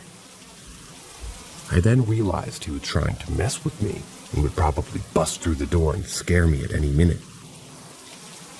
I called back out to him, letting him know not to bother, that it wouldn't work. Was met with eerie silence. I decided the whole relaxation thing was over and got out to confront him. I opened the bathroom door to absolutely no one there. I admit, I was shaking as I looked down the hallway to see if he was trying to hide, but again saw no one. As I went back into the bathroom to get my phone to call him, I heard the front door open again, and I could hear him setting stuff down. I come down the hall, and he greeted me. He seemed to be in a good mood. He made a joke about knowing I'd be in the bath when he noticed my robe. I was practically speechless. He asked what was wrong, and I explained what had happened. He waved it off, saying that he heard that stuff all the time. "You get used to it," he said simply. He was right. I heard this quite frequently, both when I was alone in the house, and we would both hear it together at times. At a different point, we were sitting on the couch discussing what to get, and it was bright and sunny outside. We were discussing maybe going hiking, when all of a sudden the front door burst open with such force the door made contact with the wall behind it and bounced off of it. We both were stunned for several moments until I spoke up and said the wind must be bad outside. He remarked about how there was literally no wind outside. We walked out onto the porch to a very still and pleasant day. Another evening, it was just getting dark out, and I was watching TV alone while he was in another room working on something. I never put much thought into orbs or took the whole orb thing seriously, to be honest, until that night. As I'm watching TV, I see what looks like a small circular ball of light come down from the staircase from the corner of my eye. I turned to look at it head on, and it floated below the TV and up the massive shelf to the right of the TV. I watched it float all the way up to the top shelf, until reaching the ceiling and vanishing. I was covered in goosebumps, and I felt terrified. I knew there was nothing that could have caused that. All the windows were sealed off with the blinds closed as well as the heavy drapes. I also didn't hear a single vehicle pass by at that time. The TV was also on low volume. I ended up calling for him to come to the living room. Again, I sputtered off like a terrified idiot. He seemed to actually be a bit freaked out. And he said that it didn't surprise him. Whatever it was, it liked being noticed. I'll leave off with one experience that I still get instantly weirded out when I think about it till this day. We had both fallen asleep while watching TV one night. I remember it was in the middle of winter, and it was cold in the house, as keeping the large house heated in low temperatures was both hard and expensive. I was on one end of the couch, and he was on the other. I woke up with a start, and I felt very disoriented. I then reached for my phone to see what time it was, only to feel even more panicked when I saw it was nearly 5 a.m. I had to work that morning in less than a couple of hours, and I did not bring my work clothes with me, as I didn't plan on spending the night. I threw the blanket off of me to get up and grab my shoes and keys when I noticed my ex was wide awake, sitting up on the other side of the couch, looking at me. I was taken aback as he had such a strange look on his face. I asked him what was wrong and why he didn't wake me up sooner, as he knew my work situation. He just shook his head and slowly looked away. Odd, but I didn't have time to really get into it with him. I just needed to hurry and make the 30-minute drive home to get ready for work. As I got my shoes on and got my keys, he asked me to please not go yet until he was ready. I went to ask him what he was getting ready for, as I knew he was off that day. But he was gone down the hall to the bedroom before I could ask. He came back a couple of minutes later, fully dressed, and was putting his coat on. I then asked where in the world he was going. He told me he was going to his mother's house, which was just a few houses down from his own. I looked at him like he was crazy and told him it's 5 a.m, surely your mom is asleep. He told me it didn't matter. He had a key and would rest on the couch until she got up. Again, I was weirded out, but also pressed for time and mentally noted to ask him about this later. We walked outside, said goodbye, and he headed straight to his mom's.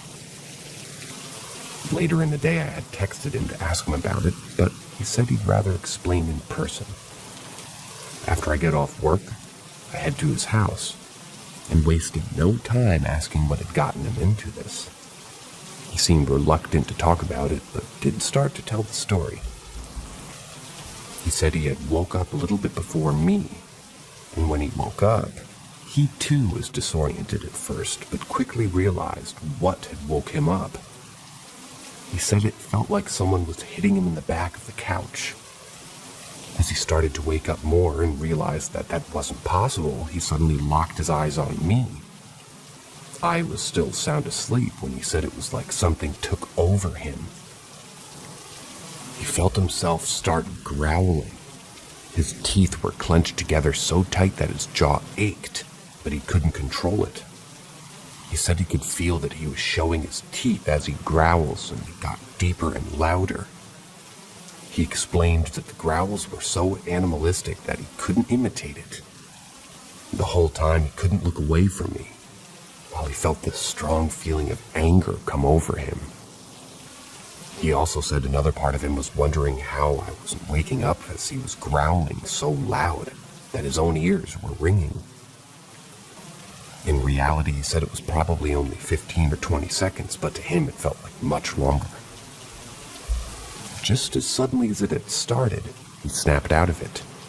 As the growling stopped, he was able to relax his jaw and look away from me. He said he sat there for several minutes while I never once even moved. He said he couldn't decide whether he should wake me up or not. He was so confused. When I did wake up and went to leave, he was so shaken by the whole experience that he was scared to be alone in the house. Hence him asking me to stay so he could get ready and go to his mom's until daybreak at least. Other things happened, but that last one always got me. Did whatever that thing was, want to hurt me? Want him to hurt me? I was honestly relieved knowing I'd never have to go back there once we split for good.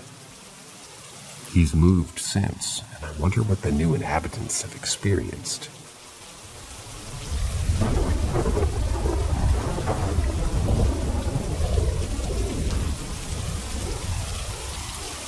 My old job as a CNA. So many years ago, I became a CNA, which is a certified nursing assistant. It was a simple job. Basically, we're taking care of adults all day. Now, I've had my fair share of scary stuff. Wiping butts, cleaning poo off the floor. But those came with the job, and quite frankly, become numb to it after a while. But that's not what I want to share. I wanted to tell my experiences when a patient is close to death. Scary things tend to happen in the days leading up to it. Let's start with my first experience. I won't name names due to the laws and regulations. We will start with Jay. We're going to call them that. And I'm, as the narrator, because I hate reading letters, I'm going to name her Janice. Now, Janice was a retired Marine.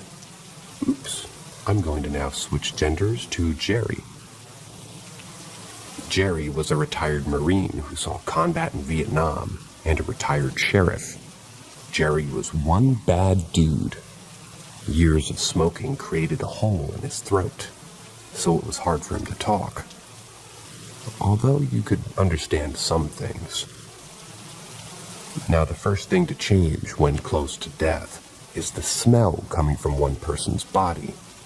It's hard to explain, but it just smells like rotting meat. When I noticed the smell on Jerry, I sat with Jerry and talked about life in general. I'm trying not to talk about death, but steering it that way. We finally got onto the topic, and Jerry's just whole attitude flip-flopped. He put up a hand, signaling me to stop talking. He took a deep breath and mustered up some words.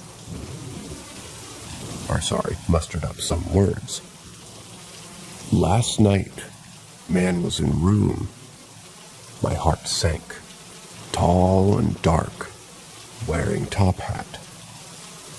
I could visibly see the fear in Jerry's eyes. Combat and being a sheriff in the 80s couldn't have prepared him for what he saw that night. I had a blank stare. I didn't know what to tell him. He was visibly stressed. He shrugged his shoulders at me and continued watching his show. Maybe an hour or so passed. Jerry was in the living room, and I was in the kitchen. The TV volume was up a bit due to Jerry's hearing. We both sort of jumped when we heard a loud bang in his room across the way. It wasn't a normal sound. It sounded like someone chucked a piece of steak at the floor. It was such a distinctive sound.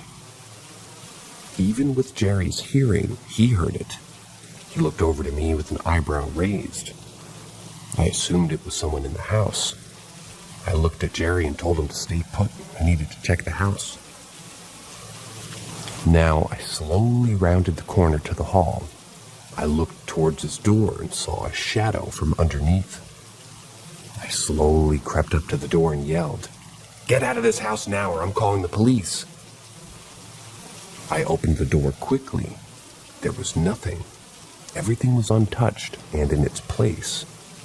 Windows and curtains were left as is. I searched the whole room.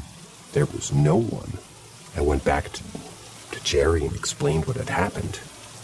He gave me a look and said, "Dark man." I was frozen, scared to turn around. Yet I quickly turned to see nothing behind me, but Jerry was fixed on the corner of the hall. He could see something that I couldn't. Now, Jerry, being the badass he was, flipped off the air and turned back to his show. I'm freaking out now. I proceeded to search the whole house, every door and every nook, under beds and closets. Nothing was empty. Now my shift of 12 hours was about to end. The other nurse finally arrived. I let them in and explained what's going on. They are too creeped out. Since they have the overnight shift, I left with a lot of questions and hella spooked. Fast forward to the next day, though. I get a call saying that Jerry passed away during the night. That they found him on the floor beside his bed. The overnight nurse heard a loud thump in the middle of the night and rushed into the room and found Jerry on the floor, not breathing, no pulse. Since he had a DNR, there was nothing we could do. Days later, it was determined that he had a heart attack and tried to leave bed.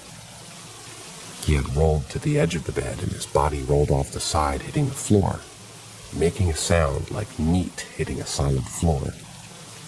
The same sound heard the very day before by me and Jerry. Experience 2. I once did live in an in-care for this man,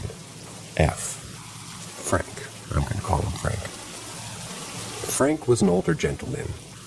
He lived in a 110-year-old Victorian home. He was a lifelong mechanic and really smart. He was diagnosed with dementia and Alzheimer's, a mix that would cause a lot of confusion and combative incidents. Besides this, he was as sharp as can be. This one particular night, Frank seemed on edge. I asked what was going on. He explained that he's recently been hearing things, that it was hard for him to sleep. I sort of shrugged it off and helped him into bed. I walked to my room and snuggled into bed ready to sleep. A few minutes passed by and I heard a yell coming from Frank's room. I jumped up and ran over. Frank is in the corner of his bed, fully fetal, scared out of his mind. I flicked the light on and asked what's going on. Frank explained that there was a demon sitting on his desk in the corner watching him.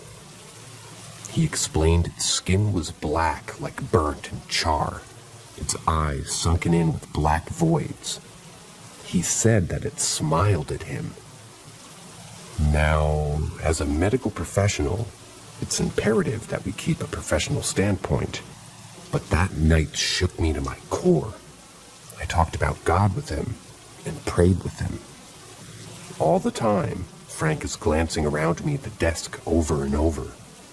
He had a look of despair on his face. We finished talking and I head toward the door, and Frank, the manliest man I know, asked the weirdest question with reasonable cause. He said, "Will you sleep on my bed with me?" I sort of chuckled and asked, "Why would I?" Then he cuts me off, and with pure fear in his eyes, he says, "Because it has never left. It's still there. While you were praying, it was mimicking what you were saying in a low demonic tone."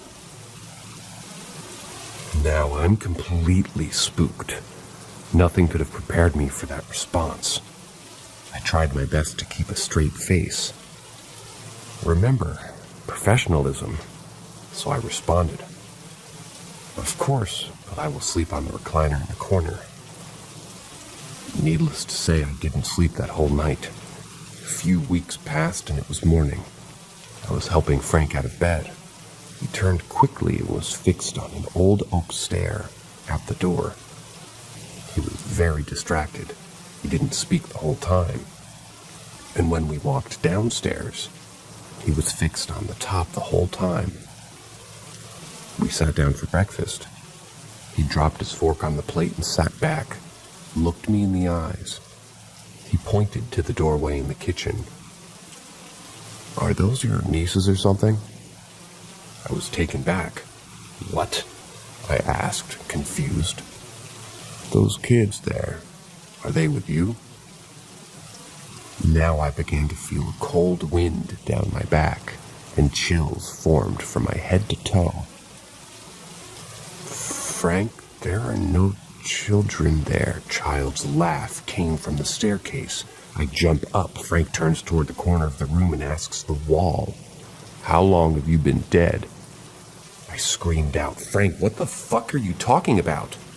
"The children there, their clothes, they look old, and their faces are sunken in. They look like they've been decaying for a long time." By now, I jumped up and explained that I needed a moment. I walked out of the kitchen more scared than ever. I collected myself and returned. Frank was there, unfazed, eating his eggs. Most of my experiences have been somewhat scary, even terrifying. But definitely what tops the books is death itself. There are so many unknowns. Many people fear death because the afterlife is an unexplained thing. We only have testimonies from people who passed for a certain number of minutes. I'm fortunate enough to never brush off death, but I witnessed it firsthand a number of times. Here's one of those stories with the ending hours of Frank's life. Months have passed since the whole kitchen incident. Not much scary has happened besides the occasional noise in the house or footsteps on the oak staircase. Most of the house was original wood floors. Remember, this house was about 110 years old, so anomalies weren't too worrisome. I can only imagine the number of things that happened in that old house. In those months, Frank has had a steady decline in health. It's got to the point that he no longer talks or eats. Hospice is involved, and for those who don't know, it's an organization that helps with those close to death. The hospice's goal is to provide comfort. So, Frank most of the time was given regular doses of morphine to make his pending passing more comfortable. I walked into Frank's room to take some routine vitals. I held his wrist with the pointer and middle finger looking for a pulse. Strange, I said to myself. His pulse was barely there. Med personnel call it a thread pulse. And it was slow. I began counting his breathing. I'm in my head watching his chest rise, then fall. 1, I would say to myself. I don't remember the exact count, but I remember panicking. It was way too low for oxygen intake. Now, like most elderly people, DNRs are in effect, so I couldn't do much. I knew he would pass within a few hours, so in order to make his passing more comfortable, I pulled up a chair. I began reading a book to him. The last thing to deteriorate is hearing. Even when comatose, people can still kind of hear what's around them. I was about halfway through the book. For sake of information, Frank has been comatose and in a fluid state due to the morphine, and he doesn't respond or move. Now, I was about to have the biggest jump scare of my life. Frank's eyes shot open and began scanning the room at a fast pace. He reached out and grabbed my arm. My heart hit my throat. His breathing intensified. It was quick and shallow. I began trying to pull away. I grabbed Frank's hand, his eyes fixed on me. I was looking right into his eyes. He had this 1,000-yard stare, blank, no expression. He didn't say anything. I was petrified. I didn't move. I just stared into Frank's eyes. His breathing slowed. A tear began to fall from his eye. I mustered up the courage and I said, "It's okay, Frank, it's time to go. Don't be afraid, I'm here with you, you're not alone." And with that, he took a deep breath, and I watched life leave his eyes. It's hard to explain the experience or how you can literally see life leave someone's eyes. I'll do my best to explain. His grip loosened on my arm. His hand turned ice cold. His hand fell to the side. Watching his last breath wasn't a fearful one, more like a relief, like it was finally over. I watched fearful eyes turn to blank, dilated pupils. His head fell towards his pillow, eyes still locked on mine. Even after passing, his eyes stayed open. I reached for his wrist. It's still warm, but cold. I searched for a pulse. Nothing.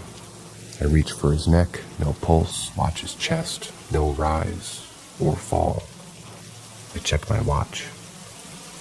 16:28, time of death. I write it down and I called hospice. They sent out an RN right away. They confirmed death. We call Frank's friend and only known trustee. She's in another state hours away. She asked that we locked up and unplugged appliances. Now the whole ordeal was traumatizing, yet it continued. The coroner arrived hours later. They rolled the gurney in, unzipped their body bag. The smell alone coming from them, like death and cheap cleaner. It's a smell I'll never forget. Walked into Frank's room, wrapped him in his bed sheets. They lift him onto the gurney, wiped down his hospital bed. They had the RN and me fill out a form, gave us a card, and just like that, Frank's body was taken away. Now, Frank was single. He had no children and no family. It was the end of a family line. The RN said her goodbyes and walked out. I was left alone in this giant, empty, quiet house. I began locking up the doors and windows, turning off lights and unplugging appliances. I walk into Frank's room and the smell is just lingering of the coroner. I sit on the chair, still scooted up to his bedside, and sat there for what felt like hours. And just thinking about everything that happened. It was hard. Truth be told, I became depressed for quite a while after, questioning everything I knew about life. Watching someone's life slip away while staring them directly in the face messes you up.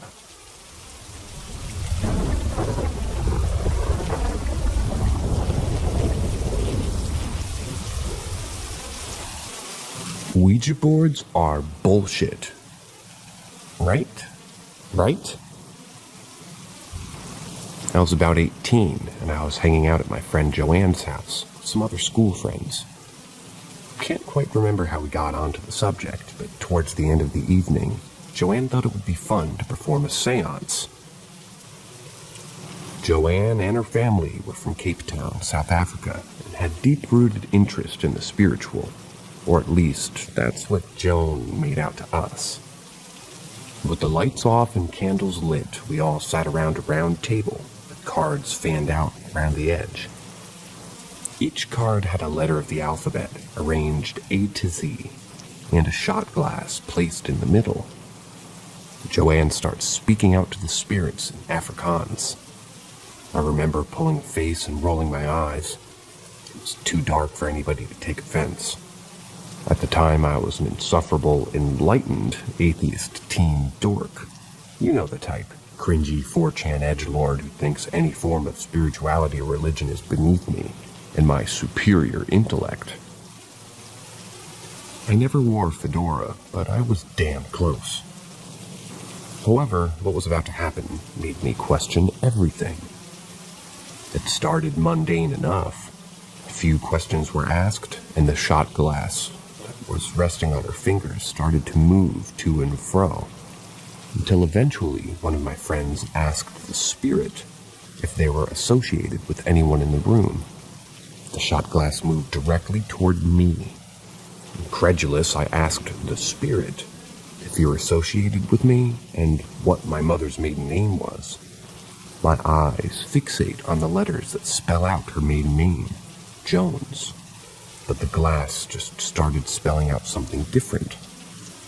First, the glass went to T, then H, then O. I thought then that it was bullshit, as it was completely wrong. Then I was struck by a horrific realization. When my mom was 6 months old, her biological father died of a heart attack, and a year after, she took her stepfather's name. I completely forgot this, and in that moment, as I was expecting the shot glass to read out the maiden name that she had for the majority of her life, but it was actually spelling out her original maiden name, Thompson. It was a fact so trivial that I barely remembered it myself. It was something never talked about, even within my family, as it happened so long ago. It would be hard to believe that any of my friends would know this esoteric piece of my family's history that occurred 20 years before I was even born. But nonetheless, somehow, it being spelled out in front of my own very eyes. Thompson. My school friends and I wouldn't talk about anything deeper than video games and tits at that age. Yet there's no way I ever mentioned this to any of them. It's not like one of my pot-smoking loser friends had a copy of my mom's birth certificate, and none of them had ever even met anyone else in my family. There was literally no way anybody could have known this. Before I could contemplate this for too long or ask any other questions to my ghostly associate, Joanne's mom came into the room and turns the lights on, and with a thick South African accent shouts something like, "Bloody hell, Joanne, stop messing around with this silly crap," and put a definitive stop to the proceedings.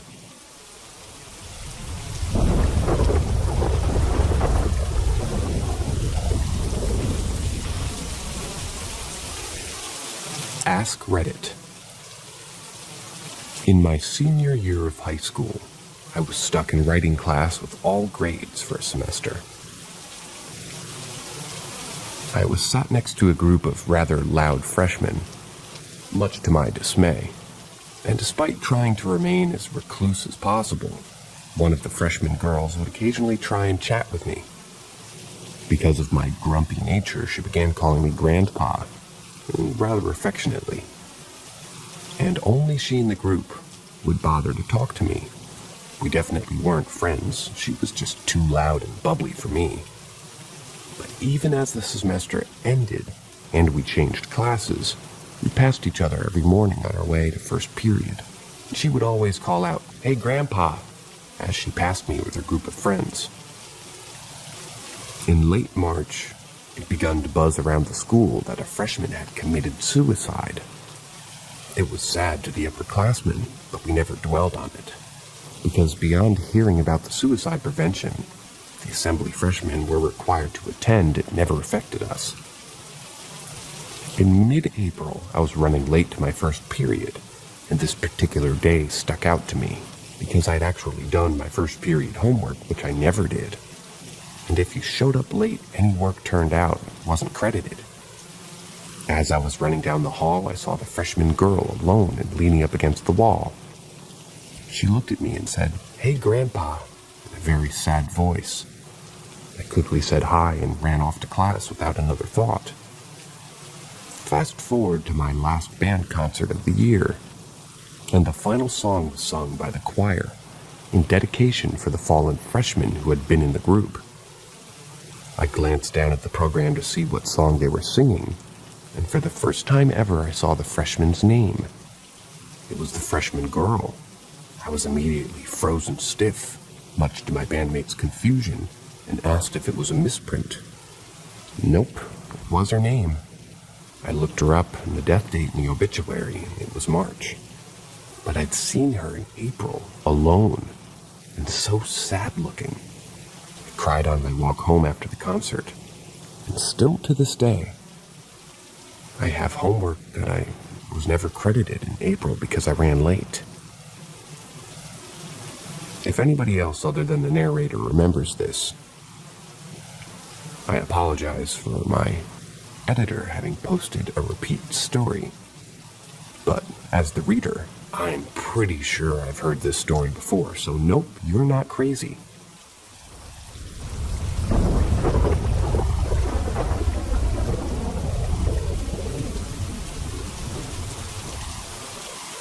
Something is always following and touching me. Recently, I have felt something following me around everywhere. I always feel like someone is watching me, and I feel a hand on my shoulder or head when nothing's there. So I keep seeing this thing when I'm outside. It doesn't talk usually, but I keep seeing it wherever I go. It's always behind a tree or hiding. When I was younger, I used to go outside to swing next to a huge tree, and I kept seeing a shadow figure stick its head out. But whenever I actually looked at it, it disappeared. It didn't hurt or scare me. It's sort of like a father. It comforts me, and yes, it may be just an imaginary friend, but it feels real.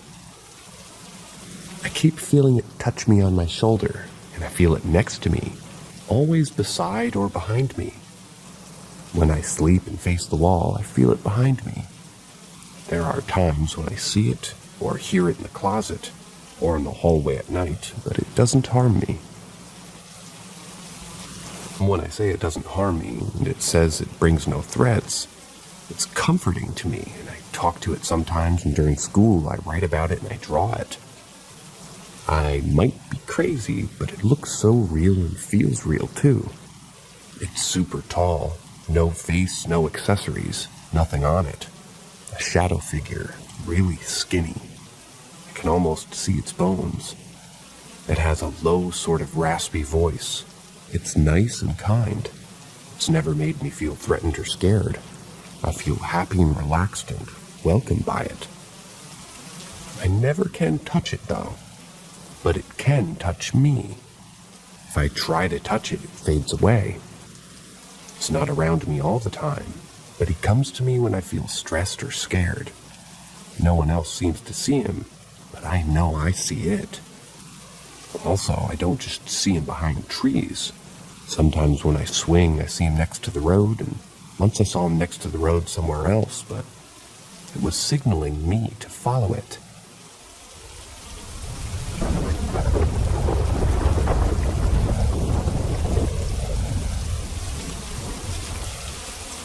The Weeping Cabinet. Back again in my childhood home, where we last left off, with the kitchen walker. This time around, the topic is the weeping cabinet in the dining room. By the time my mom divorced my dad, we had long since turned the dining room into anything but. It was my brother's room, my dad's room, a playroom, and a man cave. The dining room is directly connected to the kitchen, where the kitchen walker's domain is. In said dining room were these two glass china cabinets that we had put my dad's old Coca-Cola memorabilia and action figure collection in. When my mom moved out, my dad took over her old room, known as Alcatraz, because it felt separated from the house and the boiler and heating system rattled like you wouldn't believe. And we turned the dining room into a man cave. We had a TV and a futon set up in the middle of the room, with the cabinets to the left of the TV. Flash forward a year, and my dad's packing and moving out across town. I'm spending the night at Dad's, and I'm in the man cave. I got my back to the cabinets, and it's around 1 o'clock in the morning. I suddenly get a feeling like my heart is exploding and my eyes start uncontrollably tearing up. I know for a fact I'm being watched by something standing in front of the cabinets. Just off to the left of my periphery, there is this faceless entity with black just dripping from its chin, like tears streaming down its face. This entity, which has shown up for the first time, just stands there and watches me while I uncontrollably sob for half an hour. You could feel its emotions and tell it was sad, not mad. that made it all the harder to bear. You see, those same cabinets for years would rattle to me and would move the action figures, clink the Coke bottles together, and I'd even hear it sing.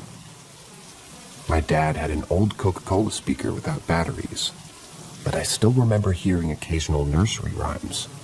London Bridge, Ring Around the Rosie, and This Little Light of Mine, to name a few. I will go to my grave with the firm belief that the poor ghost wept for our departure. I never got to know it like I did Bethany, the hall ghost, or the kitchen walker, but I will miss it dearly, and I hope if someone takes up residence in that house that they too will be friendly to specters. The ghosts in that house are truly kind and just want to hang out.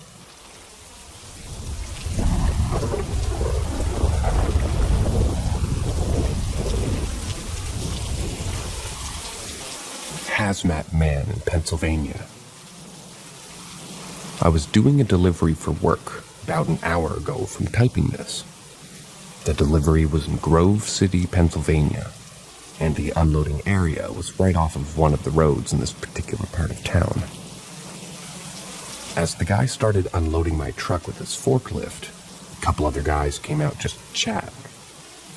The guy on the forklift points to the road and asks if he sees what he's seen. After I told him no and looked at the road, I saw it. There was a tall, broad man wearing a fluorescent yellow jumpsuit that resembled a hazmat suit. It was the same shade of yellow as the stereotypical selection of rain jackets or rain boots. Keep in mind that it's hot and sunny outside today. He was wearing black boots, bulky black gloves that looked like the ones you'd wear in snowy weather, and one of those N95 type masks. All of his skin was covered except for his eyes. This alone was very strange, but his behavior was also very off. He was walking in a very exaggerated manner. It almost looked like he was dance walking. He stopped when a kid about 10 years old happened to ride by him on his bike. He stopped the kid and started talking to him. One of the guys helping unload my truck loudly told us to check if he knows that kid. After that, the man and the boy go in opposite directions. The man then stops, looks at me, and waves.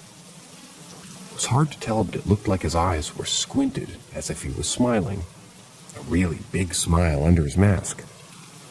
I didn't wave back and just kept watching him. He walked by the guard shack in front of the unloading zone, which blocked my view of him, and then he was gone with no trace. The road was open with no surrounding woods or intersecting roads nearby. It would have been extremely obvious if he came out from around that shack. I walked around to find him and even looked again as I was driving away, but it was like he was never there. What could this have been? Was it some creep or criminal? Was this something paranormal like the Grinning Man, an extraterrestrial, or maybe interdimensional being? It wasn't just mind tricks, because at least 5 people in total saw the same thing.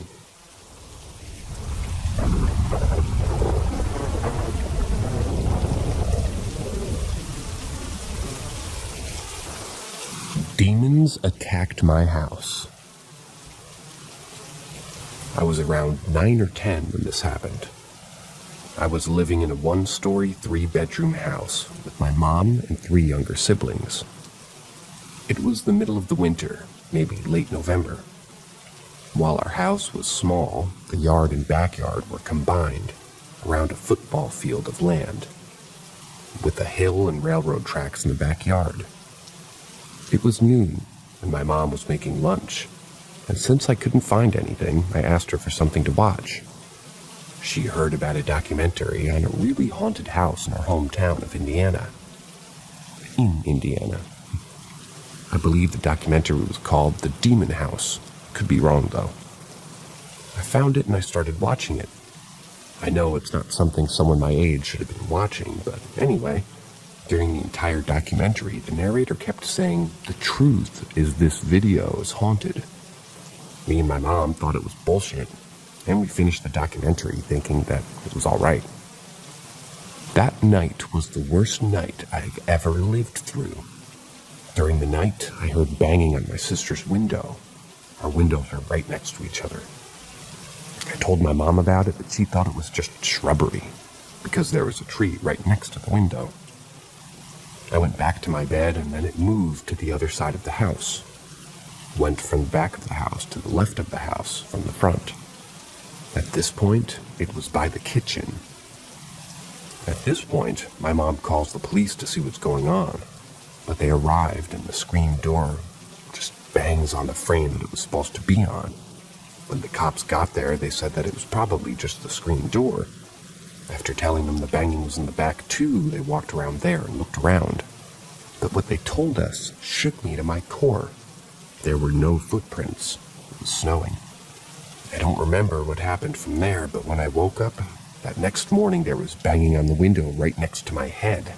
I jumped up and opened the blinds of my window. There wasn't a thing. My aunt dabbles with stuff like this, so after telling her about it, she came the same day and used incense to ward off bad spirits. After that, there was nothing else that ever came of it, really.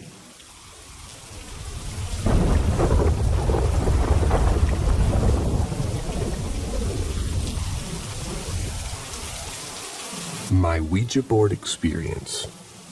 Buckle up. When I was in 4th or 5th grade, my best friend was given a Ouija board for her birthday. We loved that thing. For months we would sit with it after school, talking with what we thought were our deceased relatives. I now know that was a lie. You can only communicate with the demonic through this medium, or at least that's what I believe. Eventually, a quote-unquote spirit wouldn't leave her board. His name was Steve, which is kind of ironic because that's also our creepy neighbor's name. Anyways, Steve wouldn't leave the board. Even when we'd ask to speak with our grandparents and other relatives, our relationship with Steve became more and more violent the longer we communicated with him. He would threaten our pets and even our own lives. We kind of thought it was exciting until one day he took it too far. This day, we brought a third friend to play with us. We were sitting in a circle like normal with our ankles crossed near the board. After playing for a bit and realizing it was Steve, we decided to say goodbye. Only this time, we didn't finish the goodbye because when we looked down, all three of us had scratches on our ankles. We snatched our hands away and stood up very quickly, thus ending the conversation. Without saying goodbye, big mistake. We decided then that we needed to get rid of that board, so we brought it on a little walk with us to the neighborhood pond. I held the triangle piece, my best friend held the board, and the third friend had the box. We threw each of them in different locations in the same pond and walked away feeling like $1 million. Chanting, "Screw Steve," and everything else. It was only later that night that we realized we had royally messed up. At 3 a.m. exactly, I woke up. The energy in my room was off. It was darker than usual. The shadows were blacker than usual. And then they started moving. It was like an entire demonic portal opened up in my room, and the energy went haywire. That first night was the worst. I felt so alone, I was so scared. I buried my face underneath the covers and somehow fell back asleep. The next day I told my friends about it, and they couldn't believe it either. The exact same thing happened to them at the exact same time. We realized pretty quickly what that meant. We were haunted by the board, and we were for the next 3 months or so that we would wake up to the slightest every single time, every single night. We would wake up to that sight. We even had a group chat going and we pretty much all communicated at 3 a.m. It was terrifying and we really thought it was never going to end. The third friend grew to resent us for a little while because she had only played with us a horrible day, poor girl. Anyways, the story does have a happy ending, sort of. The haunting came to an end one day after a heavy rainstorm. Somehow, the board washed up in my friend's backyard. completely put back together in the same box with hardly any water damage.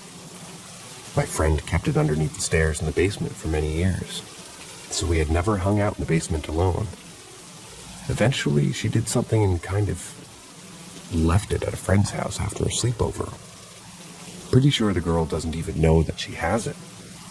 After that, her basement didn't seem creepy anymore, and we never woke up at 3 a.m. to that site again.